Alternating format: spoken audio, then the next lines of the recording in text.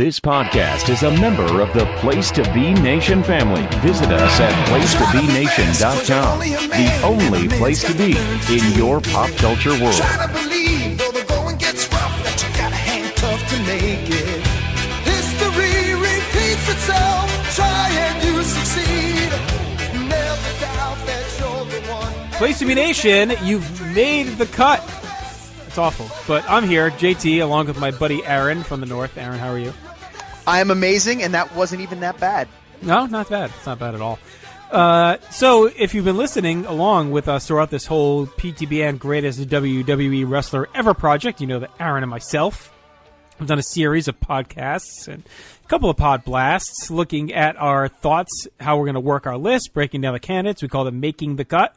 Well, now that the list is complete and the ballots are submitted and all that, we're now going to talk about who made our cut on these podcasts. So, as you're listening to this, these are pre-recorded, so just know that the list is either fully out, maybe partially out. I have no idea when we're going to release these. So, in some shape, form, or manner, you'll know most of the list probably by the time you hear these. But this is me and Aaron walking through our lists, right? Yes, and I'm never going to release mine aside from these podcasts, so who knows when. You'll never see it. Yeah, that'll be it. So this is your only chance to learn about Aaron's list. And about my life, really, because Yes. we're going to get into that too. True. We're going to get into a lot of things, I'm sure. So why don't we get started? Yeah. All right, so we're up to my 46, Aaron, and my 46 is actually a guy you had way down yonder, and that is William Regal. What do you think of that? It's controversial, I know. Yeah, controversial. Ooh, controversial. Look, you got him too high. He's just too high. Why is he too high? You want me to tell you? Yeah, tell me why he's too high. I mean, obviously he no- was usually too high during this early on, and that was part of the problem. But Number one, he's not the real man's man that he claimed he was. Okay. yeah, Number two, what are his great matches? the Benoit match, Finlay match. Which Finlay match? Is it Judgment Day? Might be Judgment Day. Nice and memorable. All those shows blend together. It has nothing to do with the match itself. Yeah, oh no, I think it does. But I mean, like, It was on pay-per-view in 2006. How about that? Okay, all right, fair enough. Look, for me, he's a guy that when I was hearing arguments for, like, obviously you can't argue against his work rate. He's great. Mm-hmm. You know, Yeah. he's great. He's a great character. He's good at everything. But his output just isn't there for me, which is why I have him on the list. But I couldn't in good conscience put him in front of guys who I think have a couple of 4-star matches that he just doesn't have. What do you think about him as a styles clash? Like, do you put that on him? Do you think it's something that's legit? Like, do you think just not too many guys can work a style that's conducive with him? Do you penalize him for that? I don't think I penalize him per se because I still enjoy watching him. But I do think in the end, it makes it so that he just doesn't have that catalog of great matches. Right. Like my favorite match of his, it was not eligible. It's the one from it's NXT TV, I believe it's either at the end of 2012 or 2013, and he fights Cesaro. Have you ever seen that one? I have, but there's one that does count, right? With him and Cesaro? Didn't they fight on one of the first network things? If they did, I didn't see it. Or was and that would be- Zayn? I'm maybe thinking of Cesaro Zayn that was on the network. Well, Cesaro and Zayn had the feud at the beginning of the network. Yeah, era. that's what I'm thinking of. Okay. Yeah, the Regal Cesaro was really good. Yes, their battles were good. Fantastic. And like, it's funny because as I was ranking him, I was like, damn it, I can't count that. And that's one of the things that actually bumped him down my list. Right.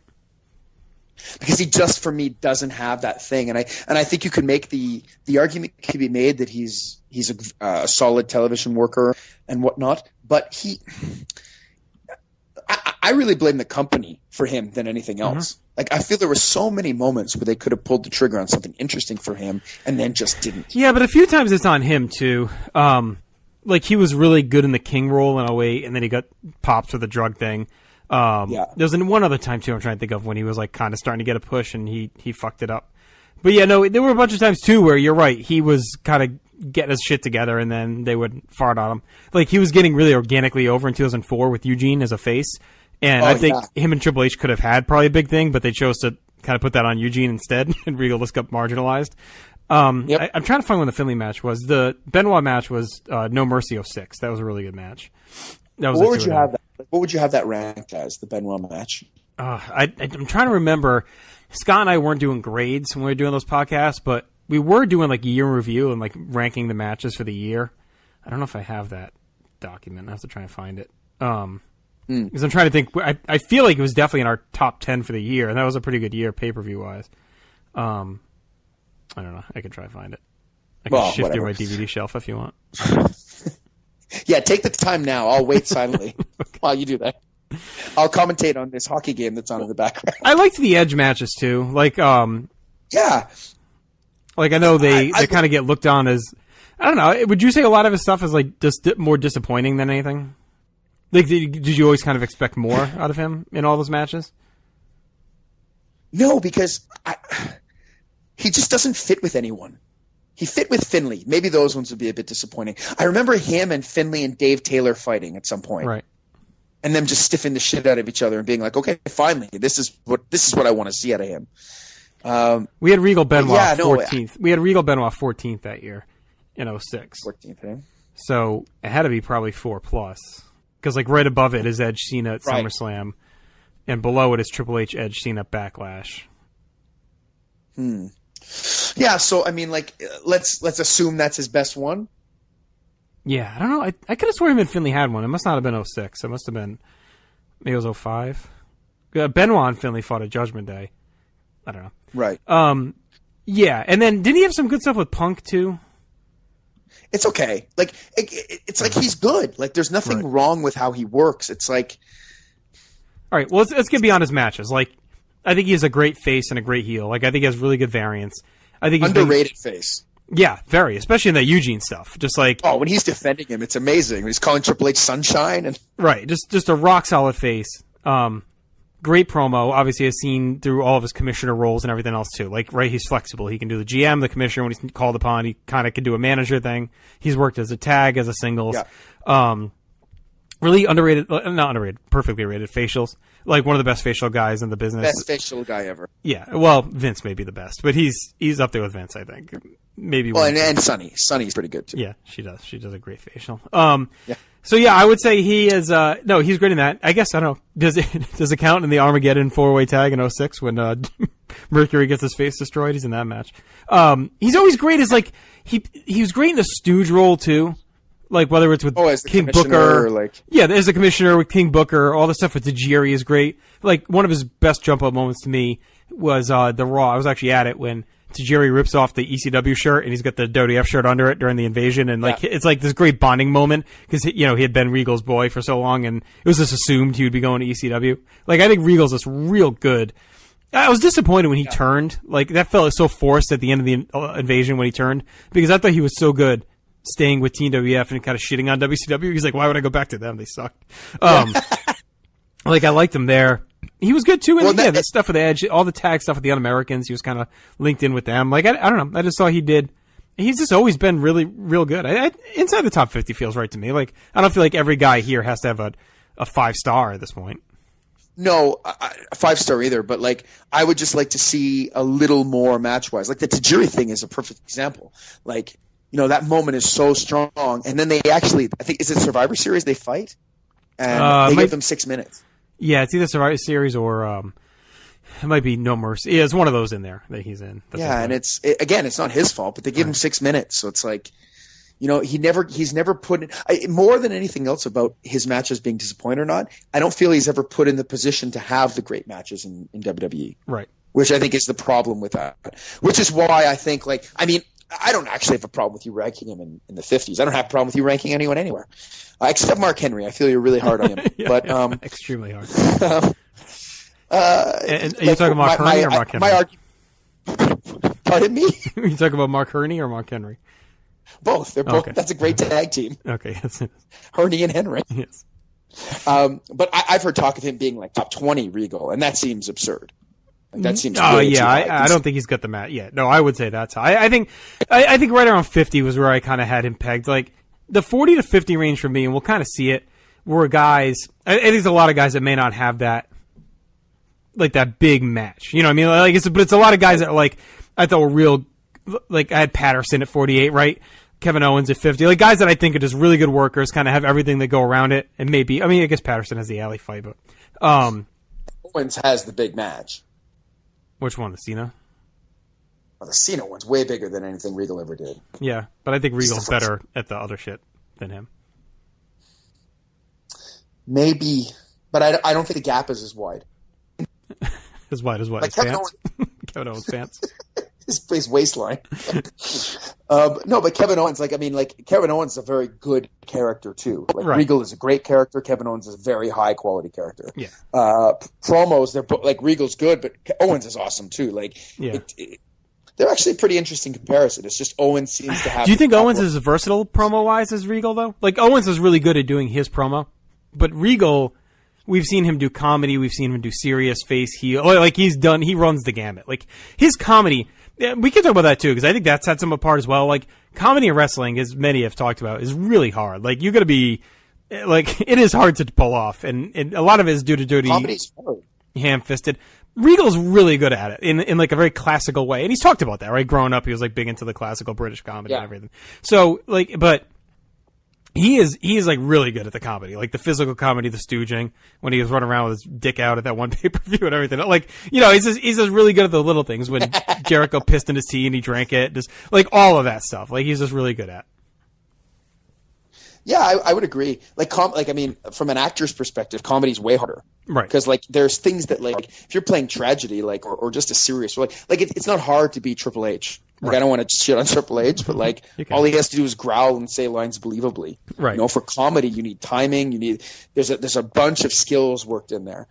I think his comedy is excellent. I don't know why we're back on Owens, but yeah, in terms of his versatility, maybe not quite as versatile, but he's good at the comedy too. He's good at the serious, and we haven't seen him do the face yet. So, yeah, it's for me, Regal. The only drawback is the catalog of matches. And I know some people might say, well, he's got a ton of Very good, a ton of good TV matches, and that's fine. You know, I won't. And to me, that counts. That counts in the WWE list because there's so much TV. I mean, especially if you're in the modern era, like the Raw era. In SmackDown era, I consider 02 on, right, where there's just so many fucking hours of TV, and especially now with the 3 hours of Raw, being a really good TV worker is a huge, plus. Because in the 80s, they were all squashes. It didn't really matter. But now it's you need... hour-long show, too. Right, and now you need to fill time with good match. So that's why I give props to a guy like a Matt Hardy, we'll get to a Christian, to a Regal, because they could go out there and eat up 12 to 50, Cesaro. They can go out there and just eat up a bunch of TV time and have really good TV matches, which is a plus for the company and position that they're in. Yeah. You put Christian on your list? No. I just kind of name dropped him. He's a piece of shit. Yeah. Yeah, he's coming. Not for a bit, actually. No. We'll argue that later. All right, so you're 46. I have a little bit higher, but go ahead. Yeah. It's Goldust. Yeah, we'll argue about him later, too. Okay. My 45, I don't believe you had at all, and he's become a bit of a lightning rod in some circles. A guy that I will admit now to definitely having high. Really high. He's really high. Yeah. And that's Terry Funk at 45. In my defense, when we were making this list, I was in the throes of the Funk era. And I just was loving everything I was watching of his. And I'm like, well, fuck it. I don't care about longevity, which has been a big part of an argument recently by some pundits not ranking AJ Styles, but having Terry Funk on their list and arguing that AJ doesn't have enough time, even though he has 5 times more than Terry Funk. I think the Chainsaw Charlie, 97 and 8 run kind of gets forgotten for Funk too. You almost just think it's just 6 months and 85 or whatever the hell it was, and that's it. But no, I mean, he's got the dumpster match and that whole feud with the Outlaws, which is pretty good. A couple good plunder matches. Him and Foley have a good hardcore match in, was it May, when Foley, it was after he lost the first Dude Love match. He was trying to win Vince back over. After Unforgiven 98. Yeah. Right, and that's a fun match too. It's a good hardcore brawl. I think even his part in Hell in a Cell, it counts. He was good in that too. He coming out. loses his shoe? Yeah, and he comes out and tries to convince Foley to back off, and he's checking. I don't know. I like him in there. But no, I like his matches with Hogan are really fun, both on MSG and Science Main Event. I love the WrestleMania 2 match. I think it's arguably probably a top 2 match on that show. Him and I think it's the best match on that show. You think it's better than Bulldog's Dream Team? Yeah. Okay. Not by much, but I like it more. Okay. It's quite good. So I think he's got the match, doesn't have the great match, but he's got really good matches. Obviously a great promo, great character, relatable. We didn't really see, I guess we did. We saw face and heel, so he was versatile, did some tag, did some singles. I just enjoyed everything I saw of him. Even, there's one match, which I think, who the hell, I can pull it up. There's one match where he fought, it was just someone you would not think would be good, and it ended up being good. And Pete was like all over it. I'm trying to think of who the hell he fought. Sheriff Pete? Sheriff Pete! Mr. Wrestling 2. 1185. Pete was all over that match. It was I only give it a star, but it was like way better than it should have been, even at a star. Right. And then he had a 3-star match with Scott McGee, in January of 86 MSG. And I'm serious about that. Tom McGee's brother? Yeah, I think so. But it was like another match out of nowhere. It was just in the middle of this card, and Funk is just a madman. Such a good bumper, such a good brawler, just this manic energy, just all the stuff with Hogan I really like. I went, 3 stars in the Science Main Event match, just the wild match at MSG. Yeah, I just really dug his work, and I really liked him at WrestleMania 2 and in '98 too. So whatever. I admit to having him high. I'm fine with it. Yeah, I'm okay with it. I admit it, but. Yeah, redoing this, I probably would have more like 70s, maybe in there. Yeah, I just couldn't in good conscience have him ahead of a guy like Road Dogg, Good. He should be booking SmackDown instead of Road Dogg. I'll say that. Yes, please. Well, is he coherent? Is Terry Funk coherent at all? I feel like he'll just forever be coherent, yeah. Because every time he speaks, it's a lot of it's just sounds. Yeah, I think it's all work. I think he's fine. I mean, he shouldn't be fine. Well, I also yes. When he was at One Night Stand 06, oh yeah, Edge, I want to throw that out there too. That's a great match. That's another one on his own. When he's screaming about his eye, I bought it. Right. I was like, oh no, this old man lost his eye. Well, that was just a callback to the Lawler thing, right? Yeah, but it still hurt me to watch it. Yeah, I'd go. Yeah. I forgot about that match too. That helps. That's his best match. That's like a 4 for me, 4-ish. Yeah, and he's a big part of it. Yeah, it's just crazy. Yeah. So, look, he's too high, but that's it. Like, yeah. And I'm an asshole for not ranking him, apparently. So a big piece of shit. Oh yeah. But at least you have AJ Styles and not him. At least. Do I have Mark Henry ahead of you? We talked about him? Yeah, I do. Yeah. You can keep rubbing that in, huh? All right, who do we got for... So that was my 45. Who's your 45? Cesaro. Okay. I had him at 63, so... Yeah. Tell me why I was wrong. So, why do I have him too high? I don't know if you do. He may be somewhere healthy in the middle. I mean, I probably dinged him too much for the... He doesn't really have the... what's his big jump-up moments? And what's his, top promos? He's a great worker, and to me, you're like... All right, tell me why he is better than Regal by that, as much as you had him better than Regal.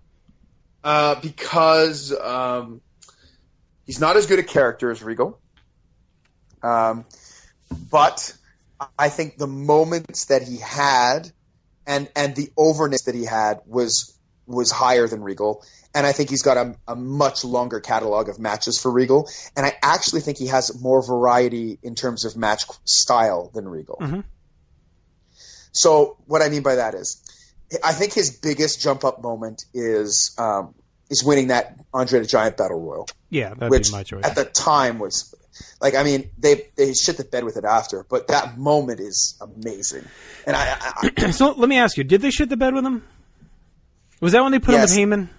Yeah. And they made him the king of swing. Yeah, so you don't think putting him with Heyman was giving him a shot? Is it him just not connecting on that level? No, I just think they... I would agree they were giving him a shot. I just think it was the wrong shot. All right. So I can't say they crapped the bed with him. They tried, right? They tried. It was just a miss. But it's not like they just said, it's not like he had this big moment and they just said, fuck it, like, we're not even going to push him. No, you're right. They did try. But I'll say this. They gave up way too easily.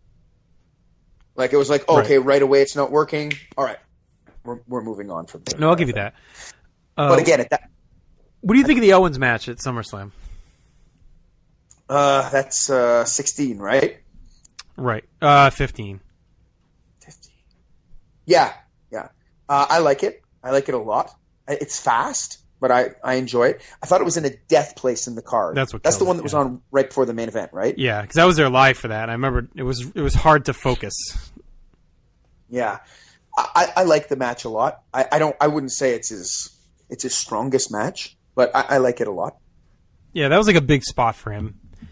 And I feel like they came up just a little short. But again, it was a tough spot to win the crowd. Like, if you put that as an opener, I wonder how different it is.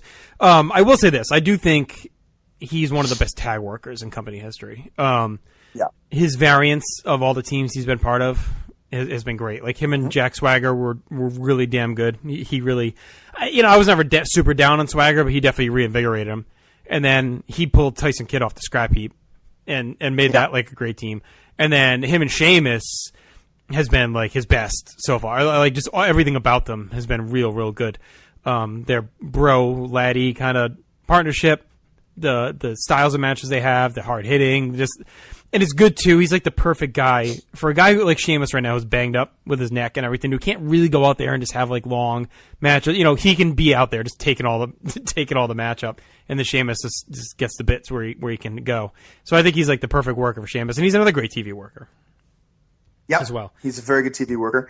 He's part of that number one contenders match the night after WrestleMania 32, which was great. And I think his work in the mid card matches for the Intercontinental title the next like 3 months is really underlooked. Mm-hmm. He has I think he maybe has Miz's best singles match during that run too. And is he in that 4-way?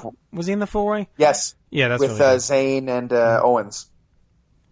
Yeah, so like he's got the pedigree, he's got the variance. Mm-hmm. Not a great character, but I can live with him as just a silent ass kicker. Apparently, the company can't. That's what I can live with. I mean, he got that swing over too, which is like incredible considering how lame a move it actually is. Well, I mean, I don't think we can overlook though too, and I'm, like I said, I definitely underranked him. He should be higher. I don't know. I don't know if I would have had him where you had him, maybe in the 50s. So maybe not too far off. Right. But I mean, he's no Terry Funk. No, he's not. I mean, he's not. But in WWE, he probably is. But Cesaro too is I feel like you can't completely overlook his first a year or two when he was doing the fucking yodeling and like all that. You know what I mean? Like he was like he wasn't really clicking then either, and then they stuck him in the tag team and that got him going. So, I don't know. Is this like the spot you put a guy that needs the help to get over? Like, I feel like it took him a while to click and get over on his own. And I feel like that time, all this kind of gets overlooked, like that first. Because when did he first show up? So he showed up April of 12. So it was about a full year. And then he went to NXT and started doing this. Started with Sami Zayn. Yeah, matches in early 14. And when did they start? He really found himself as the power guy. Right. Like, at first he was like a rugby player, wasn't he? Wasn't that the stupid gimmick they gave him? I think it was. Yeah, the yodeling and all that shit. Yeah. Yeah. With Asana. He's U.S. champion for that period, too.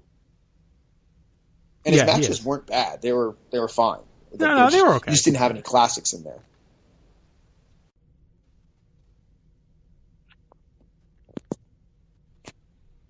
So, anyway. You there? Great pause, by the way. It's a good pause. It was out of respect for Cesaro. All right, why don't we move along? All right, so let's get now to my 44, and that is Ravishing Rick Rude, but you have him higher, right? So we'll wait on that? Yep. All right. Yep. And who's your 44? My 40. I think you have him higher. It's Ricky the El Dragon Steamboat. Yeah, so it's pretty funny. We have Rude and Steamboat close together here, and then again flipped up higher. So we'll get to that. 43, I have Mr. Monday Night, Rob Van Dam. Oof. And I have him quite a bit higher. Well, actually, not quite a bit, but a little bit higher. Mm-hmm. So, yeah. And my 43, this is such a good show we're doing right now. Right, I know. Go ahead. Guiding these back and forth. My 43 is Davey Boy Smith. Okay, I had him at 47, so we can actually stop here and talk about him. Oh, shoot. Okay. Yeah, we're good. So we had them pretty close to each other, so that's Great good. team with Tyson Kidd. Yeah. Go ahead, talk about him. Awesome team with Tyson Kidd. And that's pretty much it. Was supposed to hook up with Brooke Hogan. Yep. His mom was Miss Calgary. So I have him higher than you because I mean, I count this as pretty much even. Like, I don't count this as really high. Like, within 5 to me is about. I mean, once we get to like the top 15 or so, it's different. But at this point, when you're within like 5 or so, it's pretty much the same. Yeah, and look, he's a guy with a ton of variance, right? Great tag work, very solid as a face, surprisingly solid as a heel when he finally turned. Mm-hmm. Good anywhere on the card. One of those guys who can move up to the main event when you need it, or you can just put him back in the mid card too. His promos were bizarre, very bizarre. But his character is like kind of this strong man always worked for me. And I think he's got a decent run up of matches too. Like what would you say his best matches are going forward? The 2 Bretts for sure in Your House 5 and SummerSlam 92. I'm always torn on the Shawn ones. I feel like they're held up as good, but like that King of the Ring match, it's like I feel like it's very good. I don't think it's great. Like I don't think it's as good as it gets the love for. His In Your House 5 with Brett may be my favorite of his. Shawn at One Night Only is really fun. I mean, in a depraved way, but it's really well executed. It's not a good night for him. No. And some of the matches with the Bulldogs and the Hearts in like 85. Dream Team at WrestleMania 2. Warlord at WrestleMania 7 is really good. Yeah, I'd say his best 2 are probably the 2 Brett matches. And then him and Owen against Austin and Michaels. I mean, his best year, outside of like the Bulldogs, his best year is like his own man. Is not like part of the British Bulldogs, even though there's some tag stuff. I would say is from his heel turn in late 95 into like when he leaves in 97. Like that stretch of 2 years is his peak. Like that's his best stuff. Like his characters come a little bit. He can talk. He's kind of the goofy muscle of the Hart Foundation. Like he excels in that role. And also another one, him and Owen in the Euro finals on Raw is really good. Oh. And him and Owen have a pretty fun one too in the King of the Ring 95 qualifier. They go to a draw. That's solid as well. I love him and Owen beating up Steve Austin in the bathroom and then coming up looking super guilty. Yeah, that's great. Find my favorite comedy moment of his. What's his best moments overall? SummerSlam 92, coming out, winning the title in England. Yeah, for sure. I mean, I never saw it, but like they made such a fucking big deal of this Royal Albert Hall Battle Royal. It's on the network. Did you ever see that? Yeah, is it a huge moment for him? Is he? Yeah, it's kind of cool because he had come in. That's like mid 91ish. He hadn't really done much yet since he arrived. He's fun in the 91 Rumble too for his little brief stint there, but so it's kind of a big moment. Like he was like the first really. They didn't really done like a big European guy at that point, so they go to England. He's there and he wins the title. Like it was kind of a big. Yeah, I think it was a big moment. It was a huge battle royal. So yeah, I would say it's a cool little footnote for him. I don't know if it's one of his top things, but it's something he has that no one else really has. So no, that's kind of neat. And then the reuniting the Hart Foundation is another big moment, huh? Does it bother you at all that he couldn't find a pair of jeans that fit in his 99-2000 run? Yeah, I don't know. Was that the look then? I don't remember. He's just fixing those jeans after every move. Every move. I don't know why he wrestled in them. They clearly bothered him. And he did the tights at first. He wears the tights at Unforgiven when he first wrestles, and then he switches to the jeans.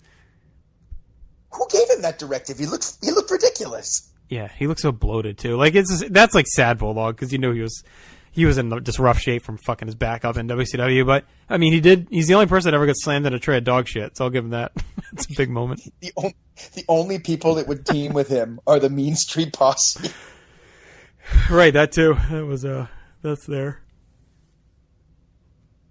Yeah, like how do you feel about the British Bulldogs as a tag team in terms of where they rank overall? So I think we might have talked about this when we talked about Dynamite, but I think as a team they're top. Like we're going to be obviously by this point when we're doing the tag team GWWE, I expect them to finish. I don't know what top 20-ish, maybe 15, 10 for some people. I think I'll probably have him in the 20-ish, top 20.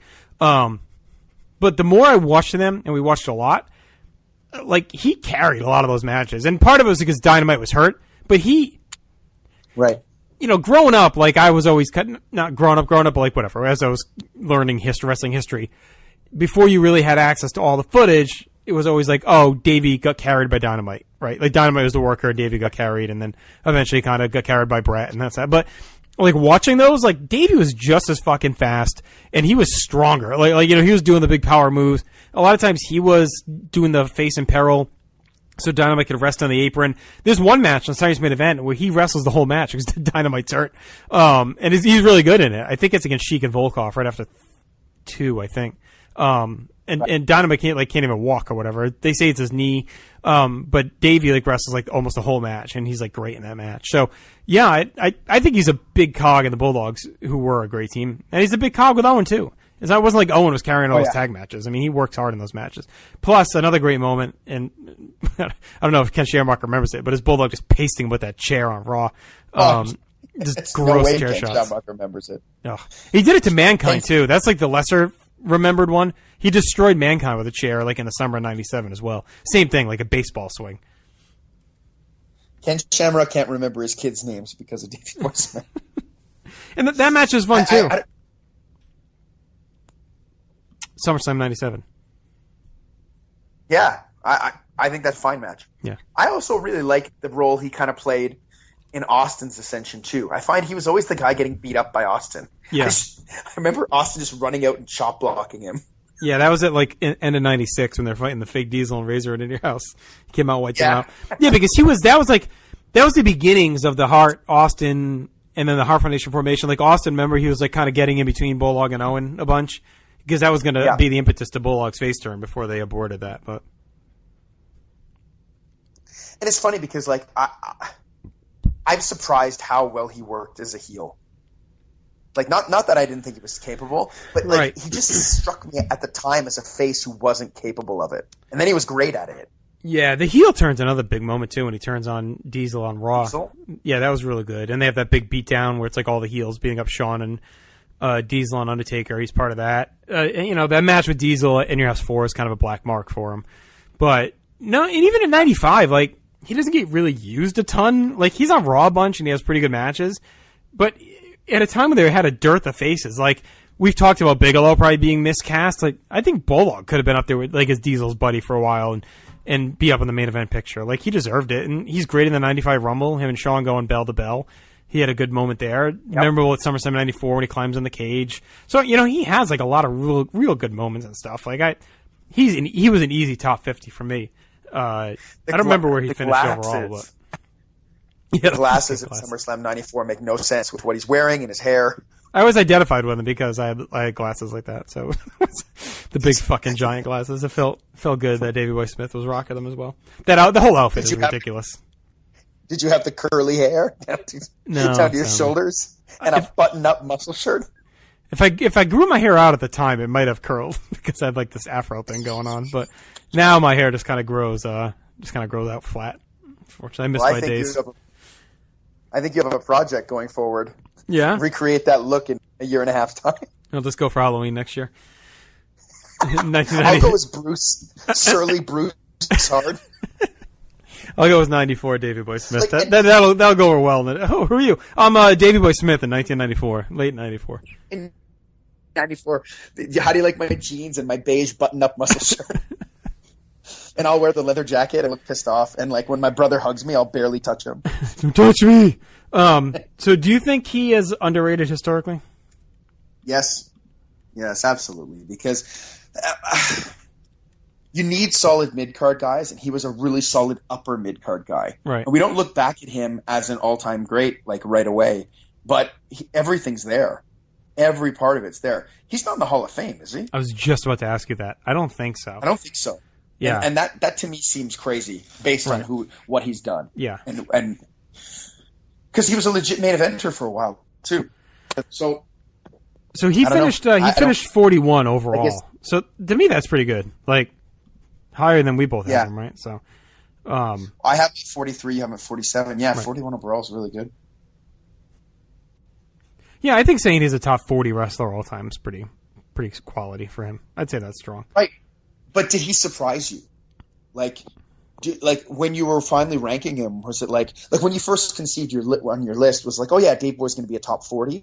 Or was it like, oh my God, like as you're putting him against people, like, oh yeah, he has this, he has that. Like he's one of those revelation guys for me during the list. No, I knew. I think this is such a big fan of his 95 to 97 run. Like that's such a wheelhouse period for me. And he's such a big part of that. And I had just been watching all the Bulldog stuff at that time too. So I kind of knew going in. His perception for me had changed quite a bit dramatically. His, part in the Bulldogs and then just knowing that other stuff. So, yeah. No, I had a good idea he'd be top 50 for me. Did you know that his music has lyrics? Does it? The Bulldog. Fucking bizarre. Oh, my bizarre. My wife's Canadian and my father-in-law's demented. Shawn Michaels is a fucking pervert. Pervert. And then I'm gonna go to Disney World. I picture him being a big Disney guy, don't you? Yeah, I could picture that hat on the curly hair. He's got like that goofy enthusiasm that he'd be into it. I picture him riding the teacups. Oh, Splash Mountain is fucked. I'm gonna drive my Ferrari down to Disney World. Wait, look at this fucking duck. All right, what do we got? 42. I got who wins a fist fight? Davey Boy Smith or the big dog that always picks on everyone in the Disney cartoons? Oh, Bulldog for sure. He power slams the shit out of him, right? And then just gets banned from Disney. Yeah, get out of here, Bulldog. We don't want no British or no Bulldogs here. Oh, and I bet he wouldn't even fight because he respects Mickey so much. Just leave sadly. Just wants to see him. All right. So my 42 is the bad guy, Razor Ramon Scott Hall, Ming. We got him. Hey, I have him at 10.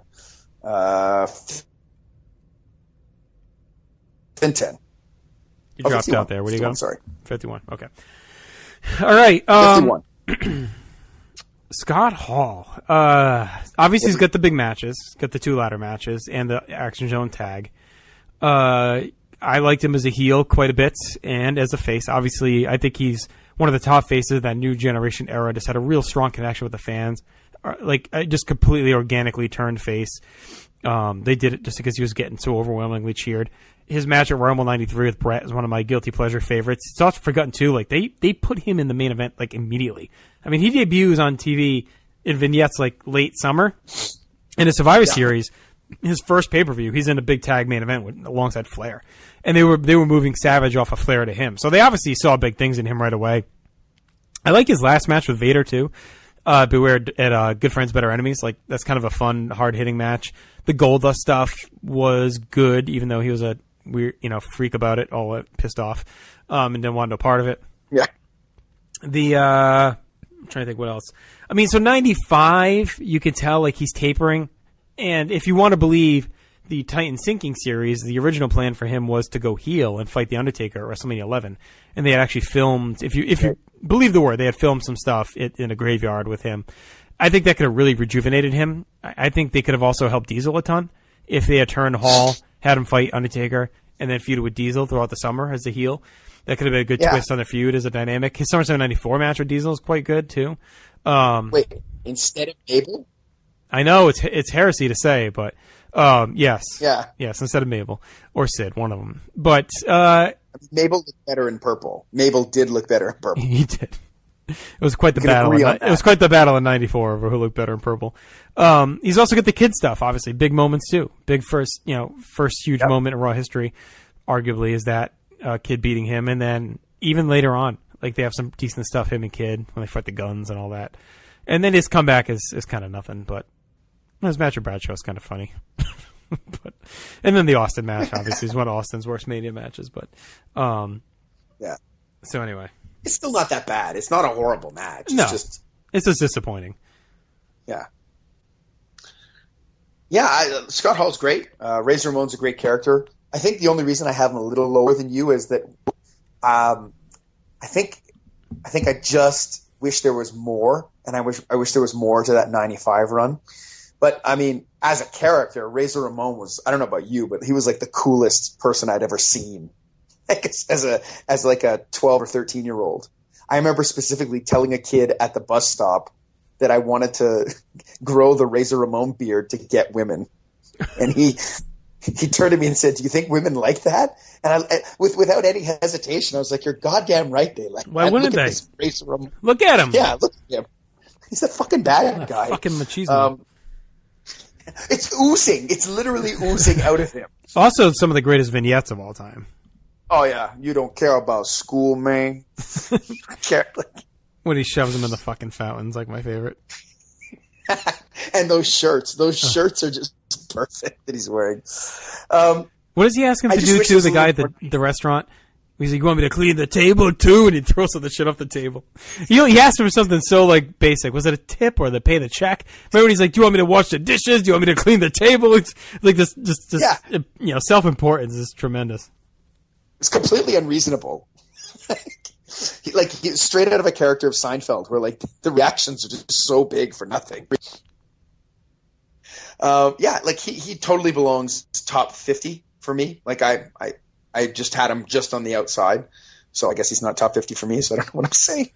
But yeah, no, I just wish there was a little more. I didn't enjoy the Vader match. I thought it was just kind of disappointing for what it was. But you're right. That heel turn would have been amazing had they done that. Because 95, he kind of skims around and flounders around. Yeah, he does this stuff with Jarrett, and then Savio comes in, and he's just kind of... And then they save SummerSlam by putting him in that ladder match, taking Sid out. That helps a lot. But then the Dean Douglas stuff is really disappointing, too. Yeah, I actually am not a fan at all of the Jeff Jarrett stuff. Yeah. I think you probably are a lot more than me, but I just don't find they clicked. 95 for me hurts him because there's Jarrett, and there's also... Is it 94 where he fights IRS with the Rumble? 94, right? Yes. Yeah, that's another one I just can't stomach. And I also a good performer at the Survivor Series. I always thought he was fun in those tag matches and a workhorse in all of those matches. Yeah, he's great at 93. Yeah, 94, 95, wild card. Yeah, no, you're right. He's good in all of them. 94 is really good because when he ends up being the sole survivor after getting the shit kicked out of him. 94, I think he's got like he's got a case for being their like wrestler of the year. I think Brett still takes it, but like right, I don't think. There. Yeah, the margin is not nearly wide, and I think you could argue that he might be more over than Brett during that year. He's super over. He's like he's one of the most high quality baby faces. I mean, I get why they were hesitant to turn him heel because he was so good in that role. But no, yeah, he was. Great. Is he the biggest what if in wrestling? Because he's so good. Yeah, maybe like a Jake would be up there. But Jake had a pretty good run. Yeah, I mean, he's definitely up there. He's up there pretty high. He had the look and the build, too. Like, he could have just been a monster star. I wonder how much. I mean, I guess the drug problem's already kicking in with WWF. I do wonder. I don't know. It's hard to say. Like, would he have been bigger if he didn't leave in '96? But I guess the NWO is pretty fucking big. So, it's huge. Yeah. Maybe if he comes back sooner. Maybe. But he never got to be the guy. Even in WCW, he wasn't the guy. Like, he's way better than Kevin Nash. Yeah. Like, as everything. Right. He's so smooth in the ring. His punches looked amazing. Everything looked crisp. Mm-hmm. Why did I rate him out of the top 50? What's going on with him? I don't know. Seems fishy. Yeah, the punches were so good. Like, everything was just rocked. Him and Savio against Owen and Yoko was real fun on Raw, too. I just watched that one in late 95. Yeah, he's just got a ton of really good matches. He was one of the first good TV workers they had during the Raw era when they were having, and he's a fun squash worker too, by the way. He's really underrated in 93 Raws. Like, he just wrecks guys when he fights them. Yeah. He was really good in that role too. So, and, he's a great, I'd say, he's a what if. And he never really had a title shot. Like, that's one of the weirdest things with him. Like, you would think during that whole year Yokozuna was champion, like, they could have fought a few times, Did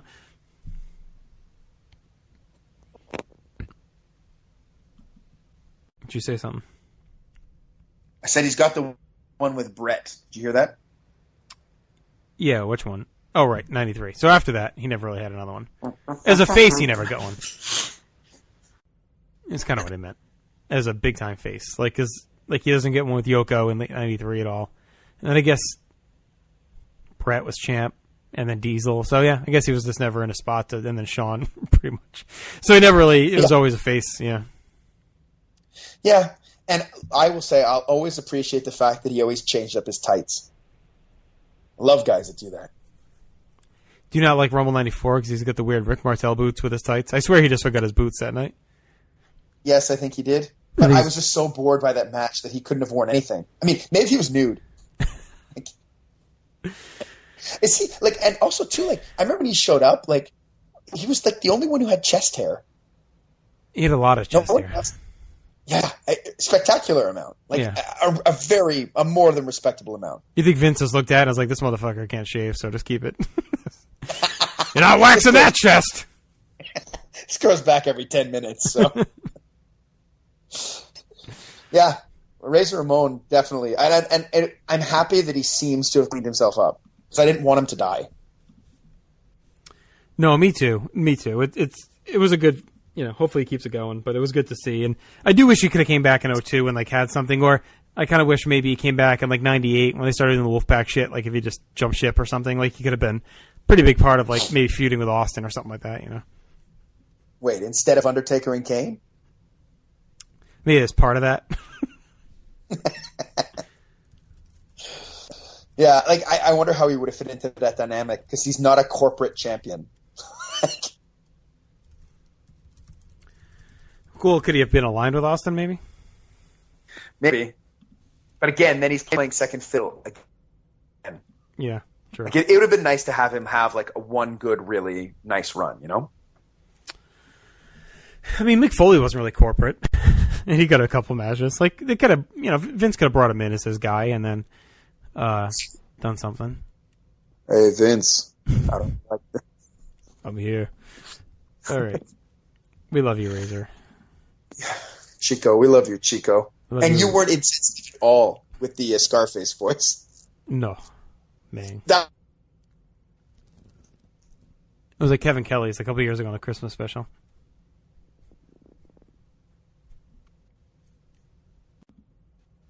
So anyway, who's your 42? Are you pausing, or is this cutting out? You're going in and out sometimes. I pause, though. I do take pauses, but there are times as well where I don't hear you. So I wait for you, and then you don't talk, and then I just start talking again. Yeah, see, there's times where I don't hear you anymore, so I'm just kind of winging it with whatever you're saying. All right, where are we? That's why we're pros. Yeah, 42. Right, make the big bucks. 42, you have later. It's the Big Dog. Did you know his nickname was the Big Dog? Oh, yeah. Because it's weird, because they only say it about 60 to 70 times an hour. It's his yard. He won it fair and square from The Undertaker last year. Yeah. I wasn't aware that was on the line at the time. I guess I would have liked the match more had I known. It certainly was. All right, we'll talk about him in a bit. I do have him higher. But this is around where he finished. He did finish at, I think, 40 on the dot. Yeah, 40 on the dot. Razor Ramon finished 39, by the way. So we're all in the same area here. All right, my 41 you have higher, and that is Mr. Perfect, Kurt Hennig. So we'll save that. Yep. How about your 41? Oh, so you have him higher. Greg the Hammer Valentine. Valentine, as it is on the spreadsheet here. Yep. But yes, Greg the Hammer Valentine. I do have him higher. Quite a bit higher. You're right. So we'll talk about that. My 40 is a guy you have higher, but he is a guy that when I made my list, when we first announced this project, this guy just matched the number 40 in my head. He never changed. I never moved him from 40. I worked all around him because I'm like, it feels like it's such a it's Triple H. So it's a guy who feels like he should be a top 10 guy. Like, right? That's how he talks about himself. No, he doesn't. No, but that's how he talks about himself. That's how he talks about himself. Yeah, okay. Okay, sure. Okay. But then he feels like, okay, he's not a top 10 guy. He fakes being one. But he's been around so long in a lot of big matches. On the surface, is he more like a 20 to 30 guy? But to me, he's got so much bad shit as well that he drops a bit. But he's not so bad that, a few people didn't have him or they had him low. 40 just felt right. I think he's a top 50 guy because he has enough, but he's outside of those 40 best guys in WWE history. So I think it fairly slaps him in the face. Like he should be slapped to say, you think you're top 10, but you're really just outside the top 40, which is still respectful. It's respectable, but it's just enough to make him feel inadequate, which is why I thought 40 felt perfect. Well, I mean, obviously we'll get to him a little bit later. I will say this, though. I had him around 40, 50 also starting the project. Okay. But then and he's the guy I had to try the most to be objective about because I fucking hate him more than anything. Mm-hmm. Like I hate him more than like cancer or AIDS. That's it's pretty high because lost a lot of people to AIDS. And he actually finished at 21 overall. I know. I'm happy he didn't make the top 20. Right, again, a good slap to his face. He's just outside the top 20. Yeah. But that being said, like, I mean, we'll get to him, but like, he just kept moving up when I really compared him. So fuck it, 40. All right, who's your 40? My 40, you had a lower, so we get to talk about him. It's a superstar, Billy Graham. Baby. Yeah, I had him back at 58, so quite a bit lower. Yeah. All right, why was I dumb? Oh, well. This time. Why was I dumb this time? Listen, you fucking idiot. Billy Graham, all right? Do you know how shiny his head is? It's fucking shiny. It is shining. Okay, so I'm sure I've mentioned over the course of this that I went back and watched a ton of old house shows. Mm-hmm. And Billy Graham factored in a bunch of them. And I just think that I don't think his matches were by any means great. I think he's got a couple of really good ones, not necessarily great ones. But I just think he was such a great character for that era. Such an interesting, great character. He was champion for a year. They built the promotion around him for a year. And I think if we go into the nuance category, I think his influence is really high. I think he influenced guys like Hogan, like Scott Steiner. I mean, Scott Steiner's obvious. But I think like the muscle-bound guy like a Hogan who came after him wouldn't exist if not for Billy Graham, who really like helped popularize the whole thing. So I think when you look at how good he was, I mean, he was so different too as a promo of the era, right? I don't even know necessarily if his promos necessarily hold up. I mean, some of them are fine, but he was just so different than everybody else in the way he spoke, except for Dusty Rhodes, yes.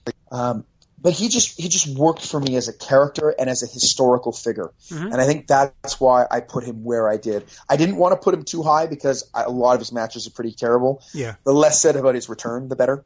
I did enjoy the cage match with Butch Reed. Like, actually, that angle at MSG between the two of them wasn't that badly done. No, it turned out fine. Yeah. And him getting the shit kicked out of him by Butch Reed and the One Man Gang is actually a good angle too. Right. I like that. Yeah. But his kung fu business is nonsense at the highest degree. But yeah, for me, he's a historical ranking, and watching him back, like I might take heat for this, but I love the way he sold. Yeah. Like, he sold like he was being murdered. And did you find him awkward, like a Jesse, like an awkward bumper kind of? Yes. But it's the way it's his facial expressions. Like they punched him once and he looked unconscious. Like it just worked as a heel champ, and especially because he was so jacked up. Like it really worked for me, that whole package. Yeah. So he finished 54th overall on the list. I mean, the match thing definitely obviously affects it, but you're right. Trailblazer, tremendous character, tons of influence. I mentioned Jesse. I think him too. Obviously. Ripped off of him, and he did. He changed the way you would look at heels. Like, that was the first time in a while. You know, I guess, depends how you view, like, Gorgeous George or whatever, but in the WWF, like, he really changed the mold. It was the first long-term heel champion they gave the belt to. It was usually heels or just transitions for the next big face. And they let him run with it for a while. So, do you think they should have kept it on him longer? I mean, that is a school of thought out there. Did they end it too early? I don't know, because Backlund ended up being super over during that entire period, right? So, I mean, obviously for Billy Graham's legacy, they should have kept it on him longer, but Backlund worked, so that's kind of a hard call to make. Okay. I think anywhere in this range is pretty fair for him. I mean, maybe I have him a touch low, but I think 40 to 55 is probably where most people had him. Or maybe not, because he was lower thing, but I guess some could have had him real high. But I mean, he's a guy to me that I don't know how many. I don't know if I can see here how many lists he ended up on, but he should have been on almost all. Looks like he was on 83, so I don't know. That feels a little light. I feel like he should have been on more than that. Yeah. Yeah, like he's important enough historically that like of a top 100, even if you think his matches are all garbage, I don't see how you don't put him on at 100 as a historical figure. Right. So he was as high as 7, as low as 100. Right. So someone did that. Right. Someone's like, man, his matches suck. I'll put him at 100. Right. Like for me, looking at it now too, like, and the more we talk about it, the way I ranked people, and we may have talked about this before, but basically, is I just did one-on-one matchups the whole time. Like, okay, I have Billy Graham at 40, Greg Valentine at 41. I matched them up. Does Greg Valentine deserve to be ahead of him? In my mind, no, so he stays behind, and so on and so forth, right? But what it does do is it gives my list a certain sense of inconsistency. Whereas, like on this one, I'm like, oh, well, Billy Graham had dog shit matches, but he's such a great character and importance that I have him here. Whereas William Regal, who I just finished saying doesn't have the great matches, is a great character, finishes much lower. Right.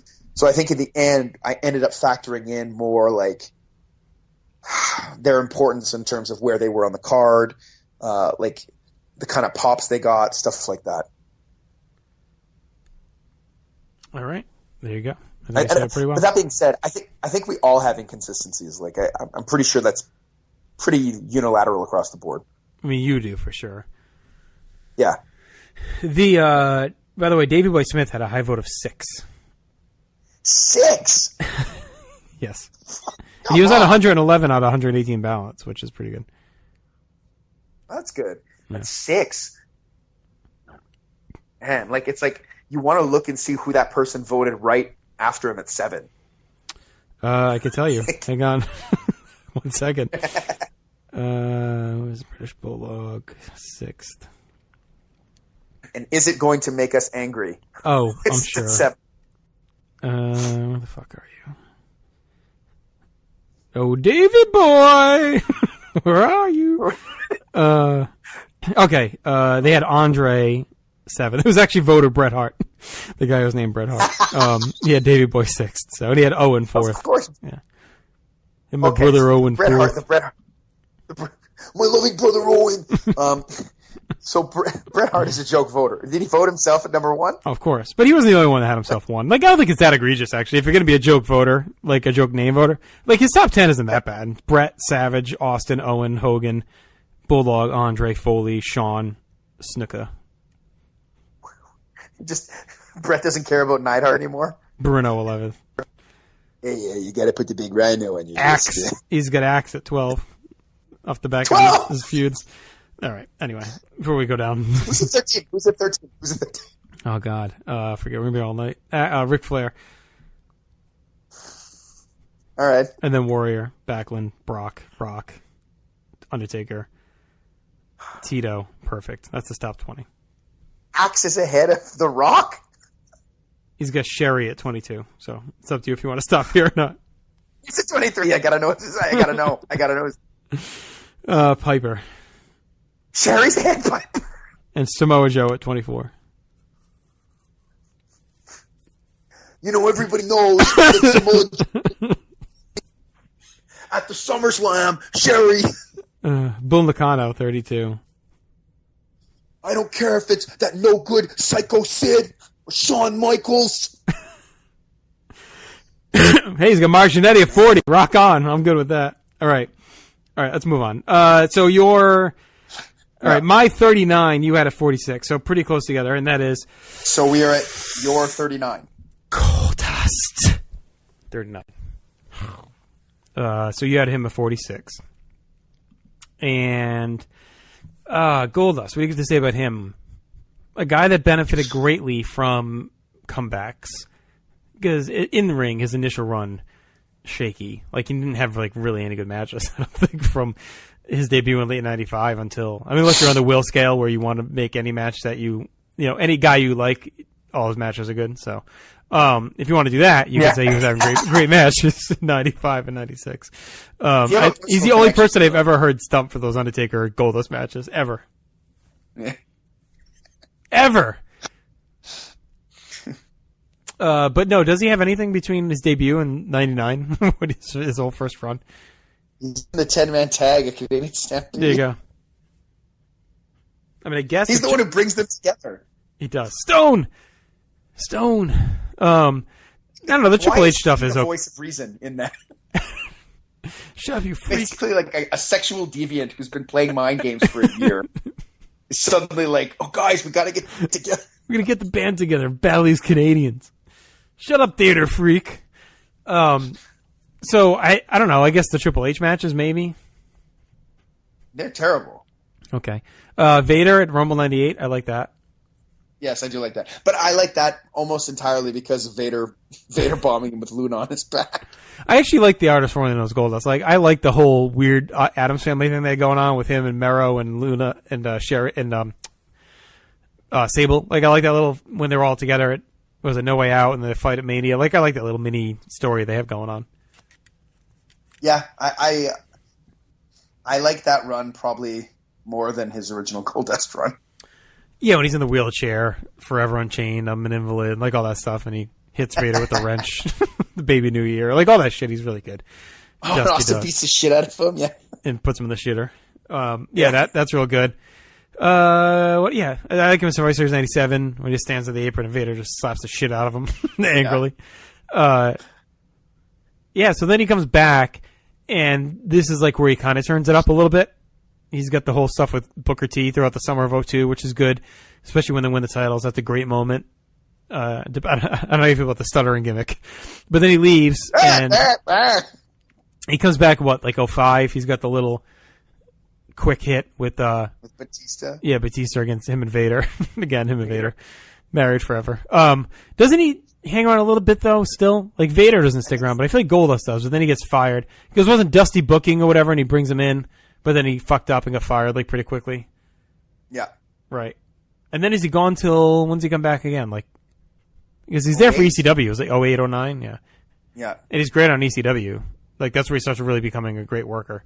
I mean, he always had, like, most of it was WCW. I shouldn't say he became a great worker. It's when he became a great WWF TV worker. Like, he hadn't really done that yet. And he's just great during that whole run. The stuff with Cody is tremendous. All that tag work against the Shield and all that stuff. And he's just got loads of really matches. Just became an elite level worker for sure. So I think he's got it all. Obviously, face heel, very dynamic character. Can talk, can work, can brawl, can fly. Not really, but so I don't know. He checks all the boxes for me. Does he? I guess he's missing the big match, right? Similar to a Regal. Does he even have the big moment? What are his big moments for you? I guess the big match is the Shield tag. Is that the big match?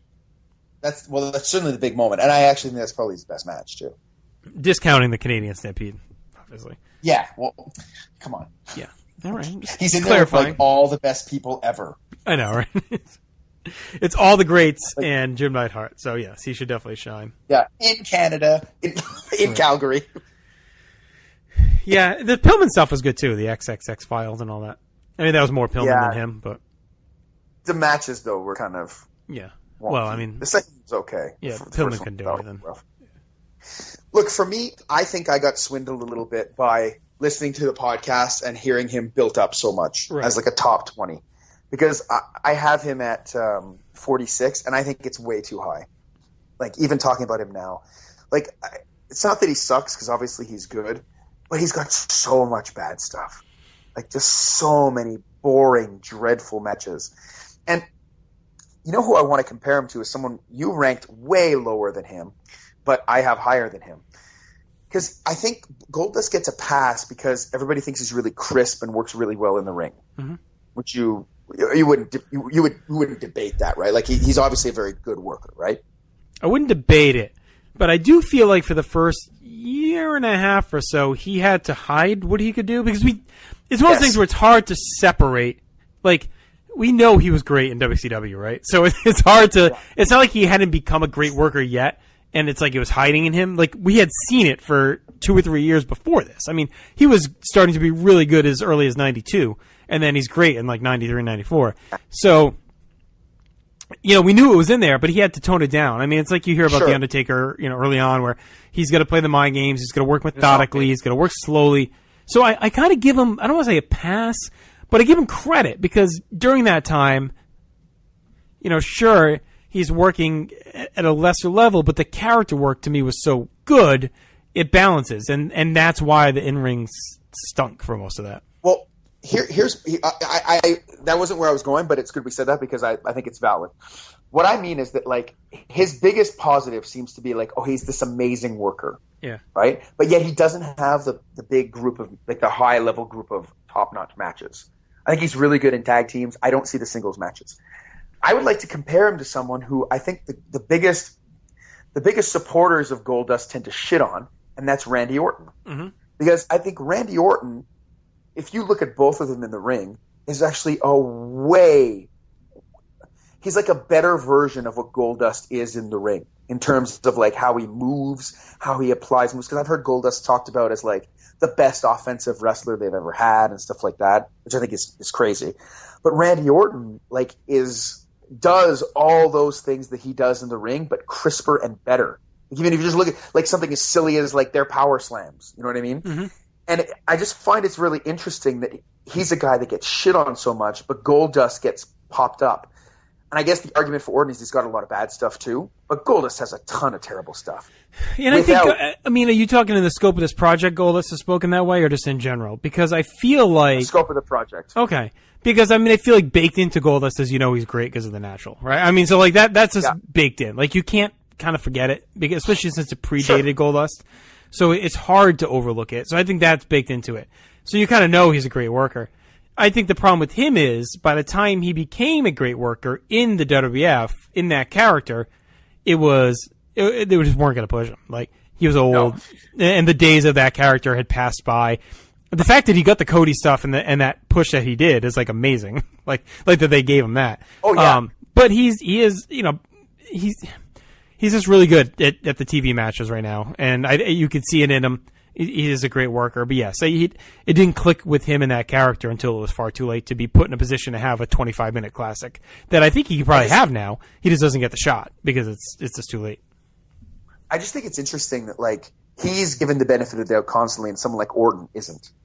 Like, people really shit on Orton. And Orton has a catalog of great matches to go along with whatever. Now, he's been put in a better position, and we'll talk about that when we get to Orton, I guess. But I just think that's an interesting double standard that I see with the ranking of these two guys. And I kind of wish I would have ranked Goldust lower on the list. I had him higher at first, but then when I was really – I had him at a point where I was watching through – because I've been watching through all the pay-per-views for years, and I think I did 96, 97 – and 99 during the period of this voting, and he's dreadful in the ring for most of them.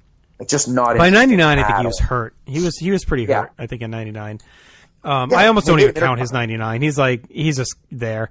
I mean, 98 he had the Dustin Runnels stuff with Val Venus, which I thought was worth a shot. Anyway, I think the character had run its course. I think he needed kind of a refresh. It doesn't last very long. He finished at 36 overall. He was on 115 ballots, so pretty well regarded. As high as 10, as low as 92. Yeah, I don't get the argument now that I've looked into him more. Yeah, like the character was good, but like, have you watched a lot of his stuff since like 08, like TV stuff and whatnot? Enough of it that I understand he's become a really good worker. Okay, but I would say his character is not nearly as good as it used to be. Right, he just doesn't have the time. I mean, yeah. Again, I don't necessarily. Although I was enjoying his initial heel turn with R-Truth. Mm-hmm. I thought that, like, kind of how he went back to the Goldust roots. But I would have liked for him to put it all together again. Yeah. But yeah, that's my thing on Goldust is the more I evaluate him, the more I look into him, the less I want him higher up on the list. He'd always make my list because he's memorable and he is very good. But I wish he would just give him like one big Mania match against someone that can work. And just say, all right, here's your last match, 20 minutes. Here's your moment. You know what I mean? Go take it. I don't know why they didn't do Cody. Right. Like, I think they were. I don't think they ever thought Cody would Stardust, leave. Cody. I don't think they ever thought Cody would leave. So I think they just always assumed it was in their back pocket when they wanted to do it. Right. Right. That's my guess. I think they were shocked when he walked. Yeah. And shocked when he succeeded. And they won't be shocked when he comes back, which is going to happen probably in the next few years. Yeah, he'll be a main eventer. Yeah. All right. So who's your 39? My 39, you have higher, is As Jesse Ventura would put it, Chico Santana. Arriba! Yes, I do have him higher, so we'll cover him Arriba. there. My 38, maybe someone else's 4, but that is Owen Hart. Who do you have? Where do you have him? You have him I got him quite a bit higher. Okay. So my 38, you have higher. That's Sergeant Slaughter. Yes, so it's similar to the Steamboat Rude thing, where they're pretty much same right? spot in both different areas. All right, my 37 is the Nature Boy, Ric Flair. Woo. And I have him higher. So It'd be interesting to talk about him because I was listening to Scott and Nate talk about him, and Nate had him like in like this 70s or something, and I feel like everyone thinks he had a short run, but he's there for a fucking while. like he's got the 2 years in the 90s. But then he's there from 01 to 08. Like, who else has got fucking 7? Like, he's got 9 years. Like, how many more years do you need to be considered, like, not having enough, you know? Yeah, and Dylan and his brother, too, were just, like, going on and on about how he didn't – not that they didn't deserve to be in the list, but, like, he didn't deserve to be anywhere near kind of where we're talking about him now. Yeah, I think that's crazy. Like, I think he's got plenty. And I feel like he's one of those guys that if you're thinking he shouldn't, I feel like you're I don't say overreacting, but overcompensating to eliminate what you know about him outside here. Like, he's number one whatever. I think he finished number one in the greatest wrestler ever at PWO. Like, everyone, like I mentioned my anecdote with Chad before, like, Chad was into this project because he's like, oh, it won't be Flair. But, like, I feel like then you overcorrect, and it's like, well, Flair, he's not a WWF guy. He's lucky to even make the top 100. But he's got plenty of stuff, like plenty of stuff. Yeah. He wrestled a lot from 01 to 08. It's not like he was inactive. Like, there's a stretch there where he's kind of managing, but he's still really active. Like, he's managing Triple H and tag team champion with Batista. Yeah. So we can talk about him even more when we get to him, where you have him. But sure. He's a guy that I think belongs in this. He was another guy like a Triple H I had at 40. Flair was always in my top 40. Like, I figured he'd be in the 30 somewhere, but I pictured him as a top 40 guy. Like, I think he's got plenty. And he's got plenty of really good matches. He's a great promo. He's done heel face. Like, he's done it all. So we'll talk about him. But yeah. So my 37 is, you have him higher, as Jake the Snake Roberts. Trust me, we'll talk about him soon. Oh. Yeah. All right, my 36 is, we'll finally be able to talk about someone here. This is the guy you had way down, where in the 60s, 61, and that's Bobby the Brain Heenan. And I feel like he was a pretty divisive character on this list. You hear a lot of kind of consternation about where he should be. People weren't ranking him. Some had him high, some had him low. He finished at 72. He was on 53 ballots, so a little under half. Someone had him as high as 11, and as low as 100. And I feel like him and Jimmy Hart and Sherry were kind of like the three, but I mean, Sherry actually had more active wrestling, but they're kind of the three you hold up as saying, all right, so you're saying their work as a manager didn't count, which we did say, like, it had to be time as a wrestler. But now you're making the case for Bobby and why he should be up there. So to me, like, he has enough matches. Like, someone counted them. It wasn't like 70-ish or something, I think. Like, he's got a good number of matches. And I wasn't factoring his commentary, and I wasn't really factoring in his promos as a manager, but I was thinking, there's enough correlation to the times he would wrestle. And when you're taking the bumps he's taking, like, to me, I start to slide that in a little bit. Like, that's a gray area, but it shows me his level of being a worker, right? So it's not saying, like, he doesn't get credit for the Ultimate Warriors match with Rick Rude, but he gets credit for his ability as a bumper in a cellar when Warriors beating the shit out of him, right? So, like it shows me what kind of worker he is in that spot. And I've seen enough of his matches to know, like, he's a real good cowardly heel bitch worker. He's had WrestleMania matches. He's had other pay-per-view matches. Like he had enough. Obviously a great talker. Only really was a heel in WWF. Some big moments, maybe not specifically as a worker, but while working. I mean, like, Hogan just beats the shit out of him at WrestleMania 2, like all that stuff. And then he's always in those tags. Like, he's in the tags with the Machines. He's in the Survivor Series 89 where Warrior beats the crap out of him. He's in the Weasel Suit match. Andre slapping him around. Like, he's got plenty of that one-off stuff. So, yes, he's a hazy guy. Another guy, though, I pegged him right inside the top 40 because I think he's just got enough. I think if you're gonna commit to ranking him, in my mind, you had to just bite the bullet and put him where you think you should have him. Like, just saying I'm gonna stick him in like the 80s or something, to me, at that point, like, don't rank him. So I'm looking at you, Big Daddy, having him at 61. Yeah. Well, I mean, I had him around here. Yeah. And then and became a chicken shit pussy. No. Wait till you see what I have coming up. You're not going to think I'm a chicken shit I can pussy. see it. I have your list right here. Yeah, I know. You're going to love it. Again, it was putting him up against guys. It was like, can I really rank him above, like someone, I don't know, can I really rank him above a Ted DiBiase or a JBL or a Miz, like people that have a greater catalog. So all those things you're talking about are absolutely true, and I agree with them. And in the back of my head, as I was moving him down the list, I considered him taking him off the list entirely, because I was like, if I can't put him higher, what's the point? Why have him? Yeah. But then he kind of became a cutoff for me. Right. Like I was like, okay, like everybody past him is kind of like in a different tier, and he actually became quite helpful in making my list. Thanks, Bobby. You did it for me. You really were the brain. But yeah. To say he wasn't a wrestler is just not true. He wrestled more than enough. Yeah. And I always loved the way he took a Hogan beating. Oh, so it looked like he was just getting murdered out there. And the bumps over the top, the bumps into the cage. I mean, he took bigger bumps than half the guys that wrestled in the 80s. He was taking ridiculous bumps. And he's a masterclass in body language. Yeah. If you just watch him. I mean, I know we didn't factor in when he was a manager, but it counts just as much as his wrestling. Like, you watch him at ringside, like, he knows exactly the smallest little moves to do to get the crowd to scream at him. And he did that as a wrestler as well. So, to me, like, if he was still teaching guys that as he was managing them, but that he learned during his wrestling years, I think that's totally valid as well to count. Right. Agreed. All right. Anything else on Bobby? No, I love him. Okay. I just, again, you had the Cody line, I had the Bobby line. Cody. All right, you're 36.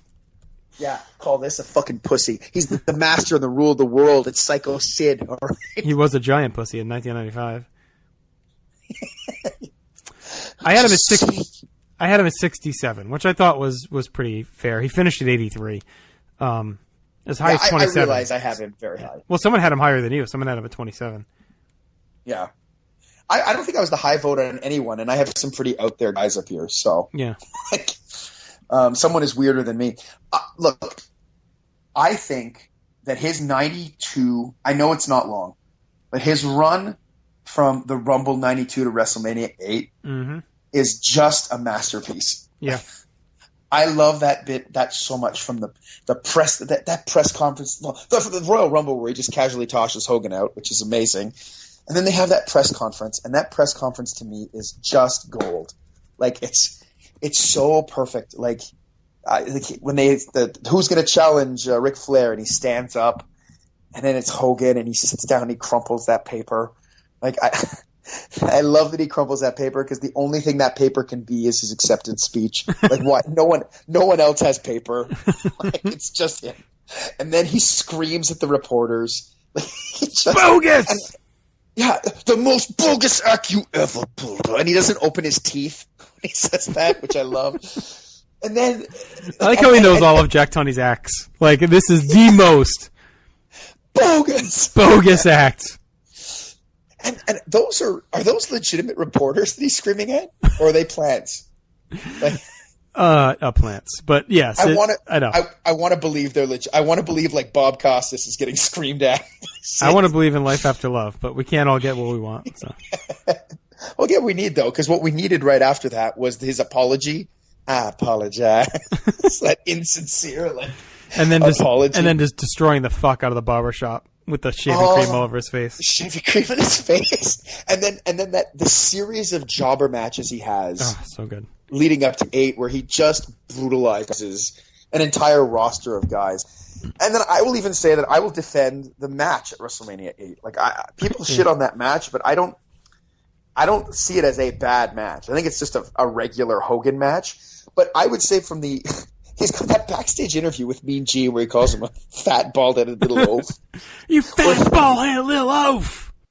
It's so perfect. Like, and And then Michinoku then says something like, you've claimed you're going to end his career. No, I promised it. I promised. He's just so angry about Mean Gene's precision. But he comes down to the ring to that music looking like he's going to kill Hogan. Hogan comes out to his music. And then the first part of that match is all to Hogan's music. And it's great. He can't get in the ring. He's fighting him off. The shirt's being torn. Yeah. Like it just it feels like the greatest thing ever. And Sid takes a crazy bump, too, in that when it goes flying over the top rope. Yeah. And like, oh, I love this. One of the best parts about Super WrestleMania for the Super Nintendo when it first came out was... Yeah, I would play it over and over and over again. But the video package at 8 where they show the jobber and they're playing this, like the jobber beatings, is fantastic. And don't forget, Virgil wore a nose brace for like 6 months because Sid broke his nose. Well, and then when they released the DVD of WrestleMania 8, they edited this music out of that package. Of the package, but not his entrance, which made no sense. But that package is so good. And he walks to the ring to that music in rhythm. Yeah. Like, it's perfect rhythm. And then they get the Warrior moment, too. But I just find that match gets kind of shit on, but it's just a normal Hogan match. Right. And Sid dominates him for most of it. Yeah. Like it's the finish, too. The finish is all fucked up and everything else. And I think if it's in the middle of the show, like, I get why it wasn't, but I don't think he gets looked at as badly. Like, I think the fact that show has Brett, Piper, and Savage Flair in the first half and then ends with that. Nothing turns a lot of people off. Like, they could have done Warrior as a return in the middle and been, like, fine. You know what I mean? Like, then do a promo later in the show with Hogan and Warrior or something. But yeah, with Savage winning the title, that could have closed out the show. Right. For sure. So I get why they did what they did, but I think that would have helped the perception of the match. Yeah, maybe. Like, I just think that run is so good and so strong. And then he comes back in 95, and he's put with Diesel. I don't think it's a good matchup for either of them. No. But I like his character. I love him as the bodyguard carrying the knife, which is so strange that he has that. And then I think his run in 96 is actually quite good, too. Like, he murders the Bulldog at Survivor Series 96. Decent match with Vader at Buried Alive. And his match with Michaels at Survivor Series is legitimately a great match for me. Like, all the crowd. I mean, the crowd adds to it, but he's right there with Michaels. His match with Brett the next month is okay. It's not terrible, but it's not great either. And then he kind of peters out. I will say his match with Undertaker is probably my pick for first or second worst WrestleMania title match of all time. It's bad. I like his return. I do like his return on Raw when he comes back and he does it twice, right? So, first let's talk about him. You talking shit about me, little man, or what the fuck he said to Brett at that Raw. Like, that's a good moment. And then he has the first return in June where he fights Undertaker on Raw. It's a rematch from Mania, and the match is actually better than the Mania one. And then he comes back again. It's like 2 weeks after Canadian Stampede. They do this random thing where Austin's on the stage, and they bring out he brings out like 4 different guys, not his Canadian Stampede teammates. He's just like standing there and he looks to the back and he kind of holds up one finger and like Shamrock comes out and they're all in black. Shamrock comes out and then Patriot comes out. That's Patriot's debut. And then Sid and then Shawn. And that's like Sid's last appearance. They don't do anything as a group or ever talk or coexist. But it's just that one thing, like the Hart Foundation's in the ring and they all stand at the top of the ramp and like that's it. It would have been a better team. It would have been an awesome team. It's better than friggin' Stone Goldust. That match is already a 5-star match. Imagine. Right. Imagine Shawn in that match in that atmosphere. Yeah. Especially him, who they hate. Yeah, like I just think, and you look at him in terms of a character. Like, he's so physically imposing. He's so interesting. The way he speaks, in the whisper than the screaming. Like, I think his promo I think what sold me on him forever was his promo at Survivor Series, SummerSlam 96. We're talking about the voices talking to him. They wanted the man back. And the man is here! Like, he just came off, he exuded a star quality that few had. Oh, yeah. Such charisma, such connection. Like, he's got all that in space. It just flows from him. Like, and even just the fist bumping with the fans, like, coming down, like, in 96 is so great. He invented the fist bump, right? Oh, for sure. The dap. Yeah. He he's such a changed man from what he was in 95 to 96. It's like such an awakening for him. It's like he slogged through 95 and he ends in that sad team with 1-2-3 Kid. It's not even a bad team, but it's just so sad, like seeing him slumming in that, feuding with fucking Henry Godwin and Bigelow. Like it's just so fucking sad.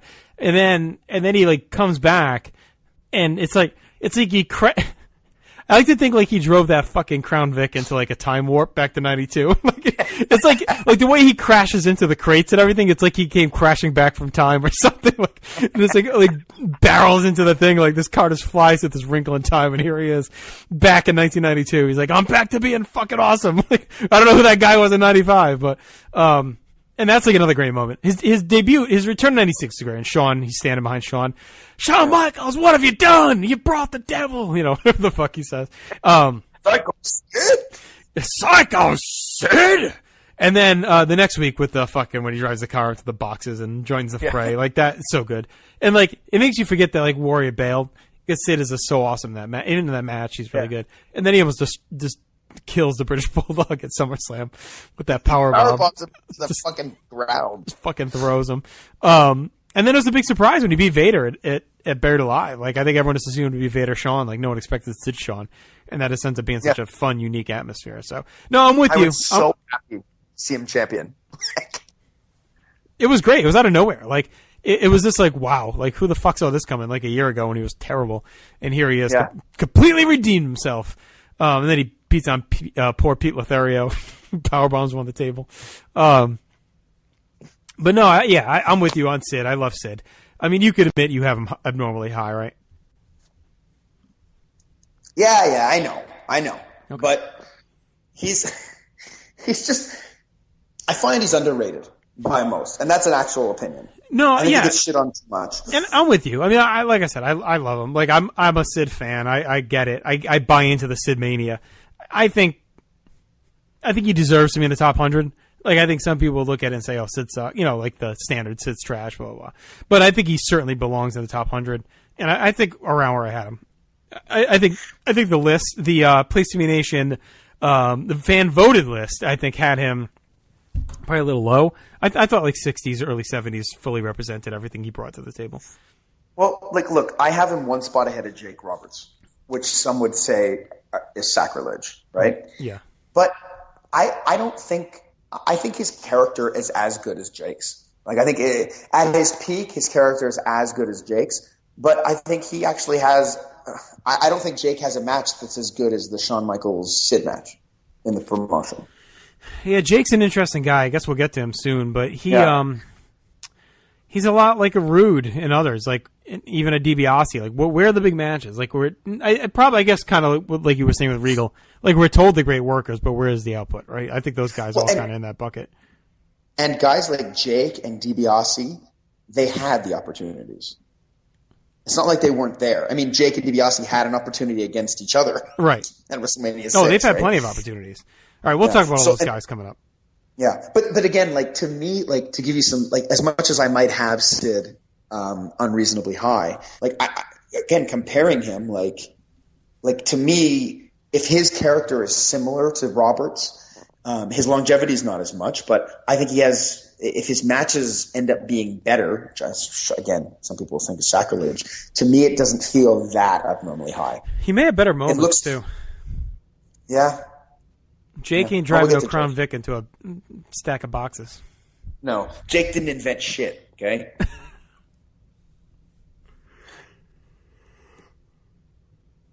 All right, here we go.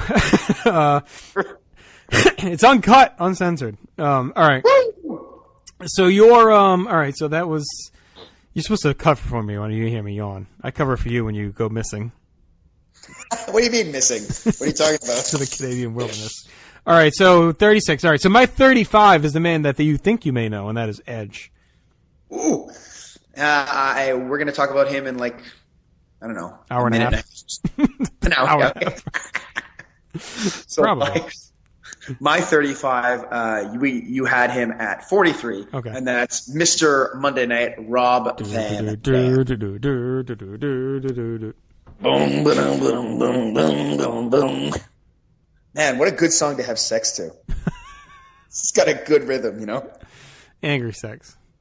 Yeah. One of a Kind is the Angry Sex song. I'm actually in the. I think I've talked about this on the Place to Be podcast. I actually like his original theme better.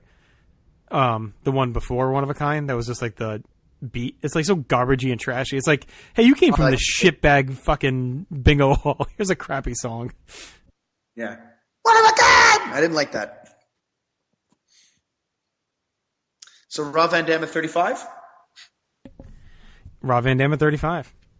So, look, Rob Van Dam for me.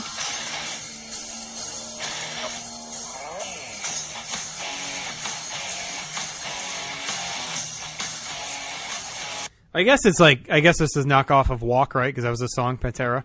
Yeah. And he said, that was the best one. Yeah, so this is kind of a knockoff, right? It seems like so much, I don't know.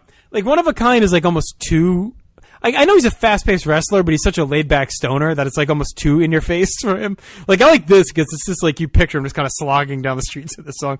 Dun, dun, dun, dun, dun, dun. Like, it just sounds like such a stoner fucking driving high in his car. Dum, dum, dum, dum, dum, dum, dum, dum, dum. It sounds like he could be stoned and playing it on his guitar. Right, He's just laying in his bed. Dum, dum, dum. And it's with that song is also the Okay, I'll stop. It's also the period where he was at his best too. I would say. Yeah, I think so. Yeah. So, most unique worker they've ever had for me.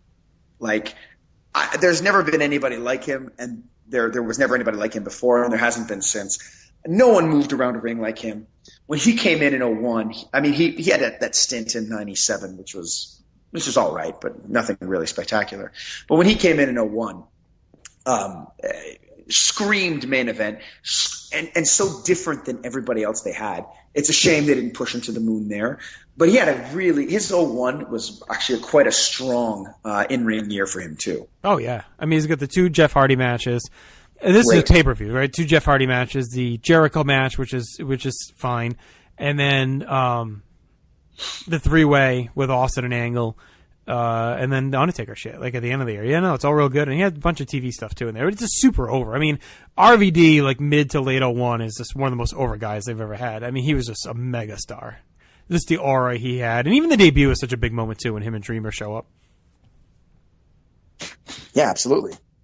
It was crazy. And it's crazy that they didn't do more with him at the time. For sure. Scott, I'm not going to, I'll point you to, I guess if you want to have a conversation. Him and I had a lengthy debate on this at No Mercy 01, and then again when Kevin Kelly was on to do the second half of 01, we used to have him on to recap the years. Like, we had a big conversation about this. Like, should he have, like, I always contended that if he wasn't going to win the title, he shouldn't have been in that match, let alone taking the pin.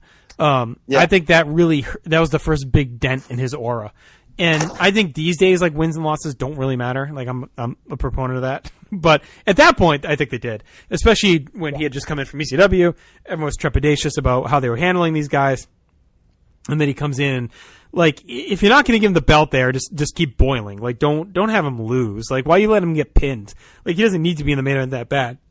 I think Kevin's argument was just being in there was like show that they thought highly of him, which I thought they did, but I just don't know why. I think his argument was like losing to Austin doesn't hurt, but I think it did at that point. Like, I just would not have had him near that match. I've never gotten that argument for anyone. The whole like being in there with a guy is enough. Like, to me it's never been. It's how you're presented in the match more than anything else. That feels like a very like insider thing. Like, right. The company looks at it and, oh, look, we have so much faith in him, see? But that's not what comes off on the screen. Right. It feels like you're just getting over with. Yeah. And then, he kind of went through the doldrums, but even in his doldrums, he was still usually really interesting to watch in the ring. I love the way he sold things. Mm-hmm. No one sold anything on their neck like RVD. Oh, God, yeah. Those DDTs. They would kill a normal man, but RVD was fine. And even the selling of the ribs after he'd hit the frog splash. I love that. And that, that whole package of the frog splash made it look so much more devastating. Yeah. So, consummate guy in the mid card forever. I think his 06 is quite good as well. Him winning that title against Cena is such an awesome moment. And even when he came back in 2014, excuse me. Yeah, 2014. I thought he was a welcome addition to the card. I don't think he lit the world on fire, but he didn't look out of place despite not being there for like 6 years. I liked it. I mean, I've always been a fan of his, so I was happy when he came back. I thought it was really cool.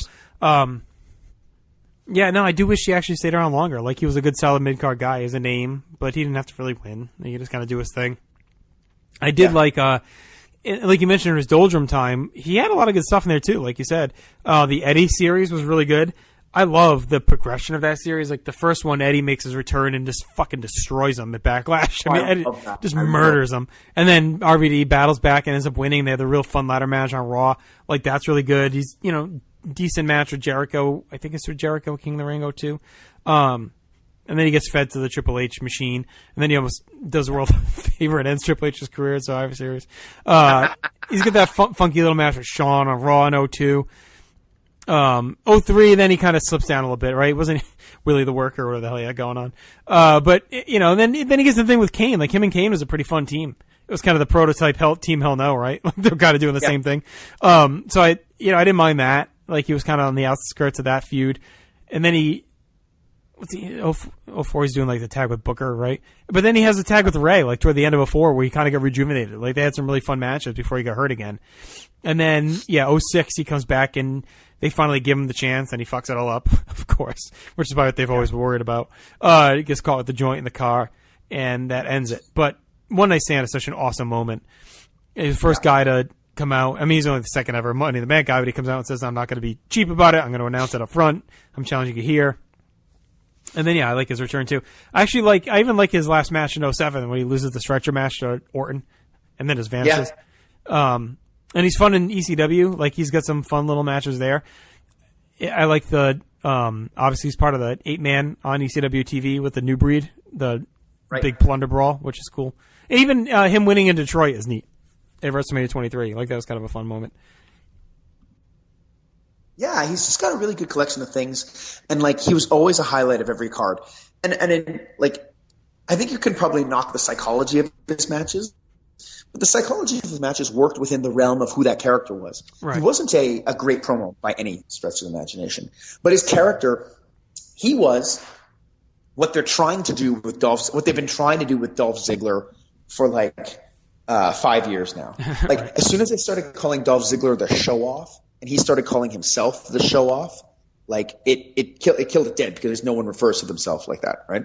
But that's what RVD was. Like, it wasn't always about winning. It was about doing the Rolling Thunder. It was about getting all these flips and stuff in while beating the opponent. And it was about doing the finger point. Like, it all kind of played into who the character was. So whereas the psychology could be a little wonky at times, it fit in the realm of what he was trying to do. Does that make sense? Yeah, no, 100% agree. Yeah, and he's almost like a Sid. I mean, Sid's a better promo, but just that innate. Yeah. I think it's fitting that you have them near each other because it's like this innate kind of just connection and charisma with the crowd. You just had the feel, like you just felt RVD. You know what I mean? He's RVD. Like, no one else could ever be RVD. Like, I think that's something too, right? Like, some of these characters you can maybe say, all right, maybe this guy could have been that. Like, nobody else could be RVD. He's just RVD. And his offense is just unlike anything else you would have seen. Maybe guys now out there are similar, but for a long time it was just him. Van Terminator, Van Daminator, like, all that stuff was so unique, and he just didn't give a fuck. He wore those awful fucking stonewashed jean shorts and the high socks, and he just didn't give a fuck. He was just a burnout that didn't care what he looked like. The awful shaved size of his head with the ponytail, just awful stupid look. But it worked for him. It just worked 100% for him. Like, nobody else could pull off that look. When that hair came down, it was bad. Oh yeah, he looked awful when it came down. But I always liked RVD. Like, he just always scratched my itch. I like watching all his matches. When Scott and I reviewed that whole era, I'd get excited to watch his matches. Like, I was never like, ugh, another RVD match. Like, that Jeff Hardy, the first match he has with Jeff Hardy is legitimately great. Like, it just tells you everything about the character within that 15 minutes. Do you like it better than the ladder match? Oh, way better. But I don't dislike the ladder match. I don't even fault them for the botch. Like, It's just when you're trying something that difficult, if you fuck it up, it's fine. Right. Like I get it. Like I'm not a botch. You actually tried to do that. Right. There's a good chance you'd mess it up. I'm not a botch hater. Like, I actually think it adds realism to the brawl. Like, I don't like my wrestling, like, super clean. You know, I like when there's shit fucked up and potatoes and everything else. It makes it feel more like a fight, you know? It depends what it is. Like, I just watched, I'm watching through 98, so I just watched Unforgiven 98, and there's Hawk botches a body slam on Billy Gunn. It's bad. Those are the ones that you can't really come back from. Because then he just picks him up and body slams him again. Right. But yeah, like the high end stuff, like even something as even when Brock like almost broke his neck at WrestleMania, like the degree of difficulty is so high that it's forgivable. I would agree. Yeah. So yeah, RVD, I'd probably have him higher than most. I don't have him very much further than you. But yeah, just a really special performer. I don't know. I wish there was more people like him. Me too. But maybe then he wouldn't be as great. So maybe there shouldn't be more people like him. All right. So my 34, you had about 10 spots lower. We referenced this before, and that's Ricky the Dragon Steamboat. Ricky the Steamboat Dragon, as some would say when I was growing up. So another guy I've seen a lot of over the last couple of years, and right from the get-go, he's just so smooth. And again, another guy that has a strong crowd connection. He's obviously has the top flight match with Savage, and he's got multiple. He's got all the Savage matches that proliferate that whole time. And they're all quite good. He's got the Jake stuff, which I think you could argue he probably gave Jake his best match, either at the Snake Pit or whichever one you choose. He took a DDT on a cement floor, concrete, like a real fucking concrete floor. Just took it like a nut. You could maybe argue he gave Morocco some of his best matches too. That beating was real fun. So he has a lot of fun stuff like that. And, I know it's as good a short run, but he packs a lot in. Like, he's on all those. He has matches with Honky in late 87 that are really fun. And MSG. So, yeah, he's not there like a super long time, but he's got 3 years, and then the comeback. It's not much in 91. There's the famed Haku match that I think I've seen once.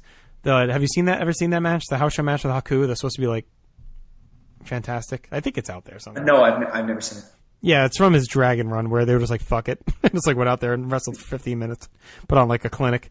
But he doesn't have much in that run. But he's got the real late comeback, the really good match at WrestleMania, and then the fun match with Jericho, Backlash. I was there live for that.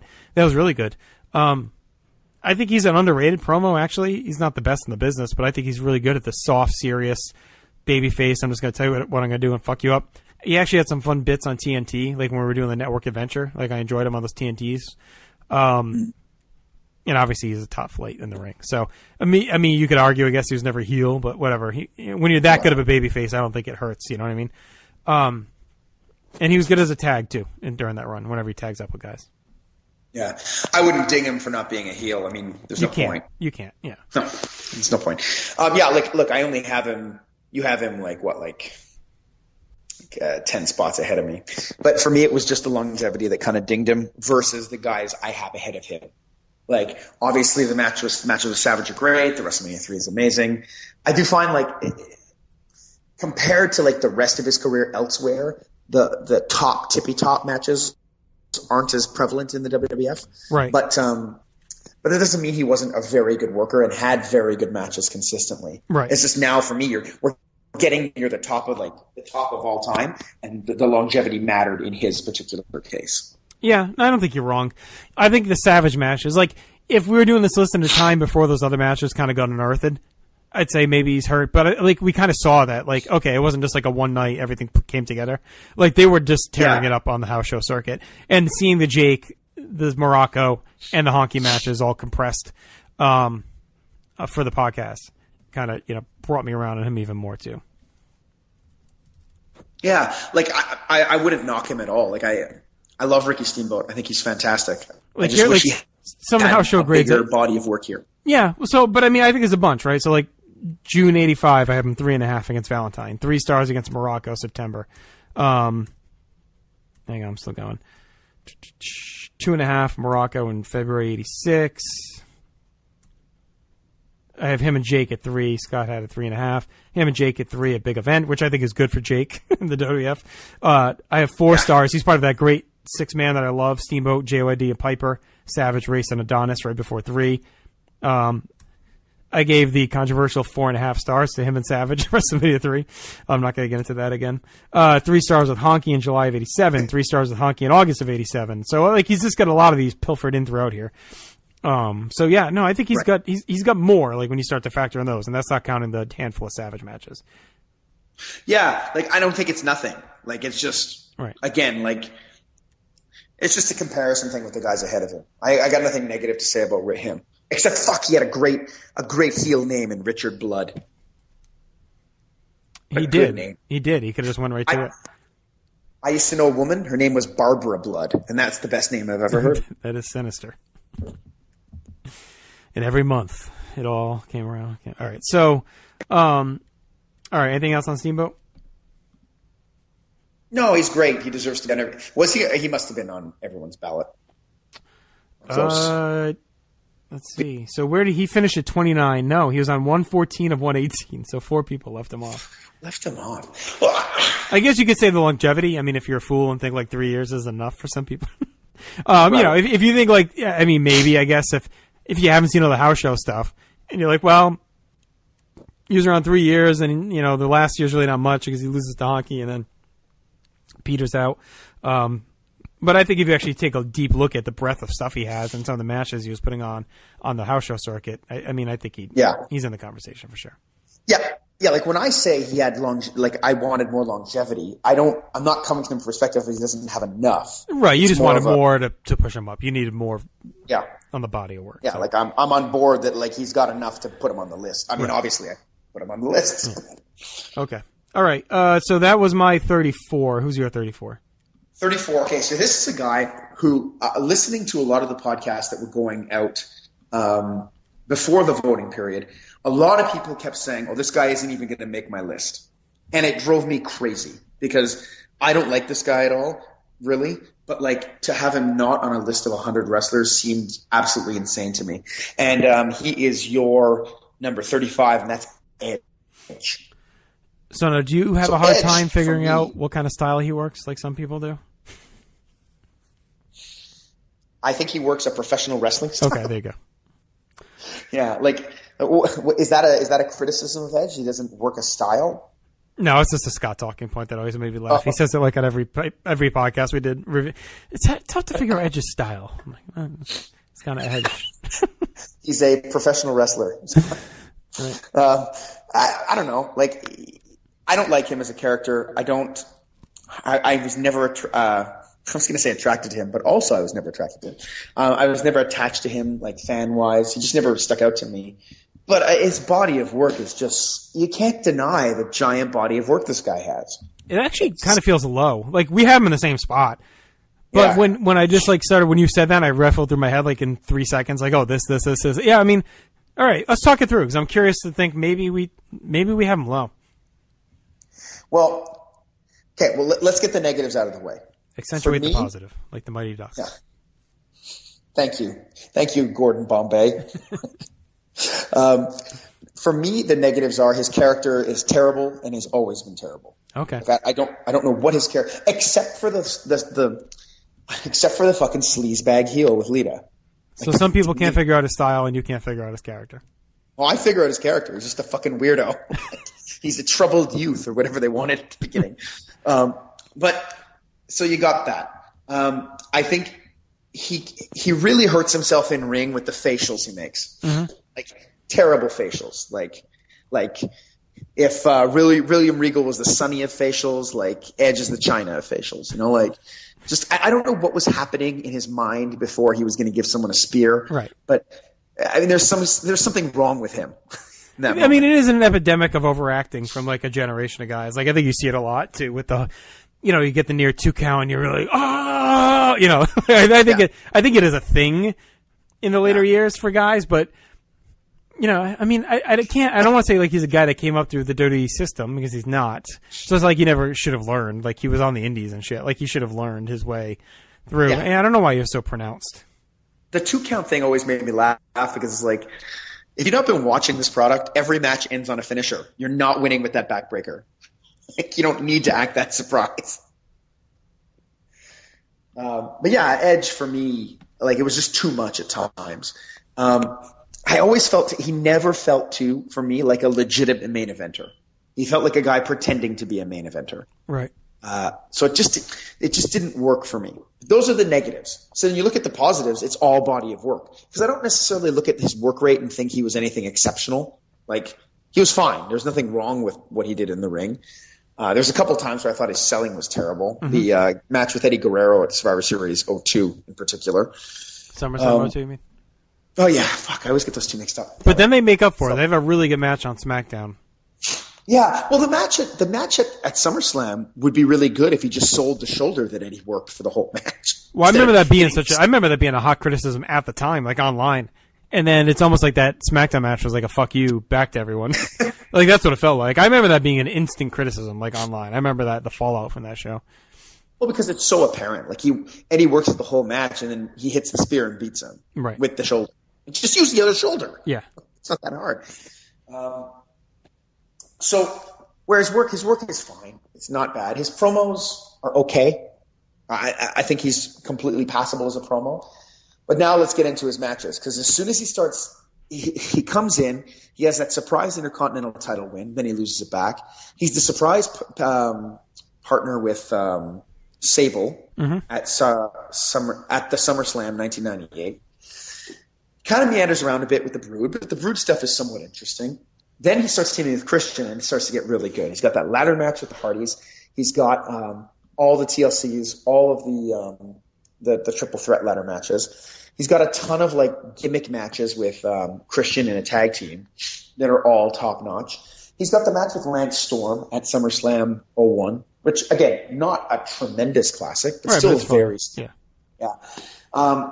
Then you get into 02. He gets kind of lost in the shuffle with Booker T. But then later he's teaming with Mysterio. Well, and you skip the Christian matches too. Like, I like the ladder match. Yeah. I think I like the other one more than the ladder match. Yeah. But I could be wrong. They're both fine. Yeah, they're fine. That's it. But then at the end of 02, he's part of the SmackDown 6. And you could maybe argue that he's the worst one. I wouldn't. I think Chavo is far worse than he is. But oh, God, yeah. But like... Pardon me? It said, oh, God, yeah. Yeah, right? So, but he's got that No Mercy tag on his resume. Yeah, that's it. On top of all the other tag team matches. Right. I mean, that may be, you're right. He's got all the Christian matches, the TLCs and all that, but that may actually be his best match as a tag wrestler. And I mean, you could argue it's the best tag match in company history, or maybe at least was until these revival matches. Yeah. And he's not a slouch in those matches. He's holding his own. Being carried, yeah. No, not at all. Then he gets hurt, right? Misses WrestleMania. He comes back way too big, okay? And he kind of flounders a bit, but he's got the interesting match with Orton where he wins the Intercontinental from him. He's got that Phantom title switch, right, towards the end of 04 as well, which is interesting. And I like the Raw Orton match. I thought was better. Yes. Than the paper. I would agree. Yeah. I would agree with that. He's got the Money in the Bank at 05 at WrestleMania 21, where he's great in it. And then he falls into this sleazebag character who's just incredible. Like, as a character, he takes off. I really like the Matt Hardy matches. Yes. Like, I know the first one was like disappointing in terms at the time of what the ending was, but it's really interesting to watch back in retrospect, and like the work in it is good. Mm-hmm. The cage match is good. I love the loser leaves the Raw match is good. Those are all really good. And then now you're getting into like crazy obsessed with the title Edge. So now, like, you got the cash into the Money in the Bank, which is a huge, huge moment and perfectly done. This night is not over. Yeah, exactly. And they have Vince do it, which is great. You have the Rumble 06 match with Cena, which is great. You have at WrestleMania he fights Foley, which is an all-timer. Mm-hmm. You got the stuff with Terry Funk that we talked about earlier. And it's around this time that he really starts to kind of solidify himself as like he should be a main eventer, but he's not. He's got the rated RKO stuff. And then he comes back and ends up being like basically the top guy on SmackDown. For but you kind of skipped over the Cena matches. SummerSlam was real good, and then Unforgiven, the TLC is great. Yeah.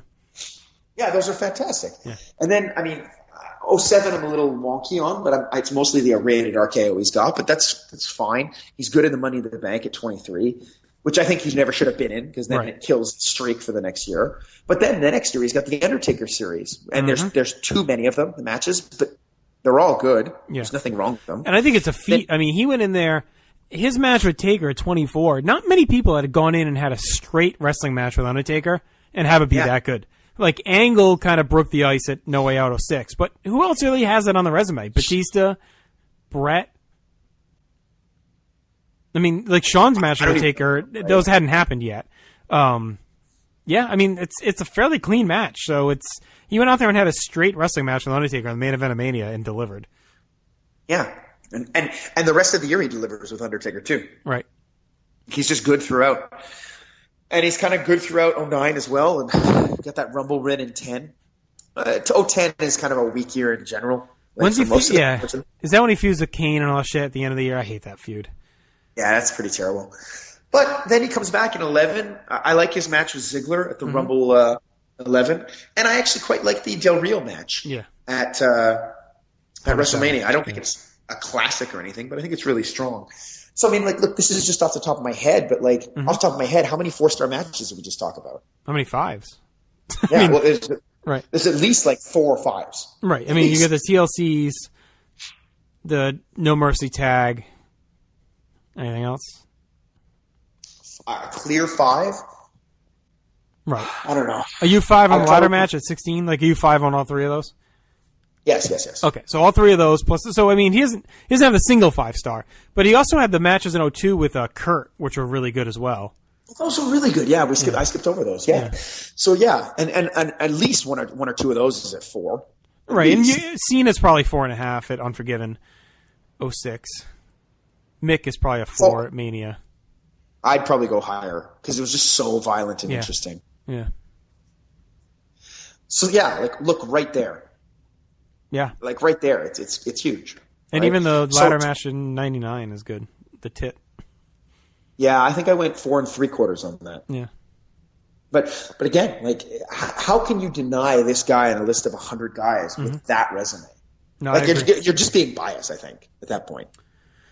He doesn't really have the crap. I mean, if you hate his character, yeah, I get it. I mean, I still think he can cut pretty good promos, at least from a comedy point of view. Like, the Edge and Christian comedy stuff was real good, like with Kurt and all that shit.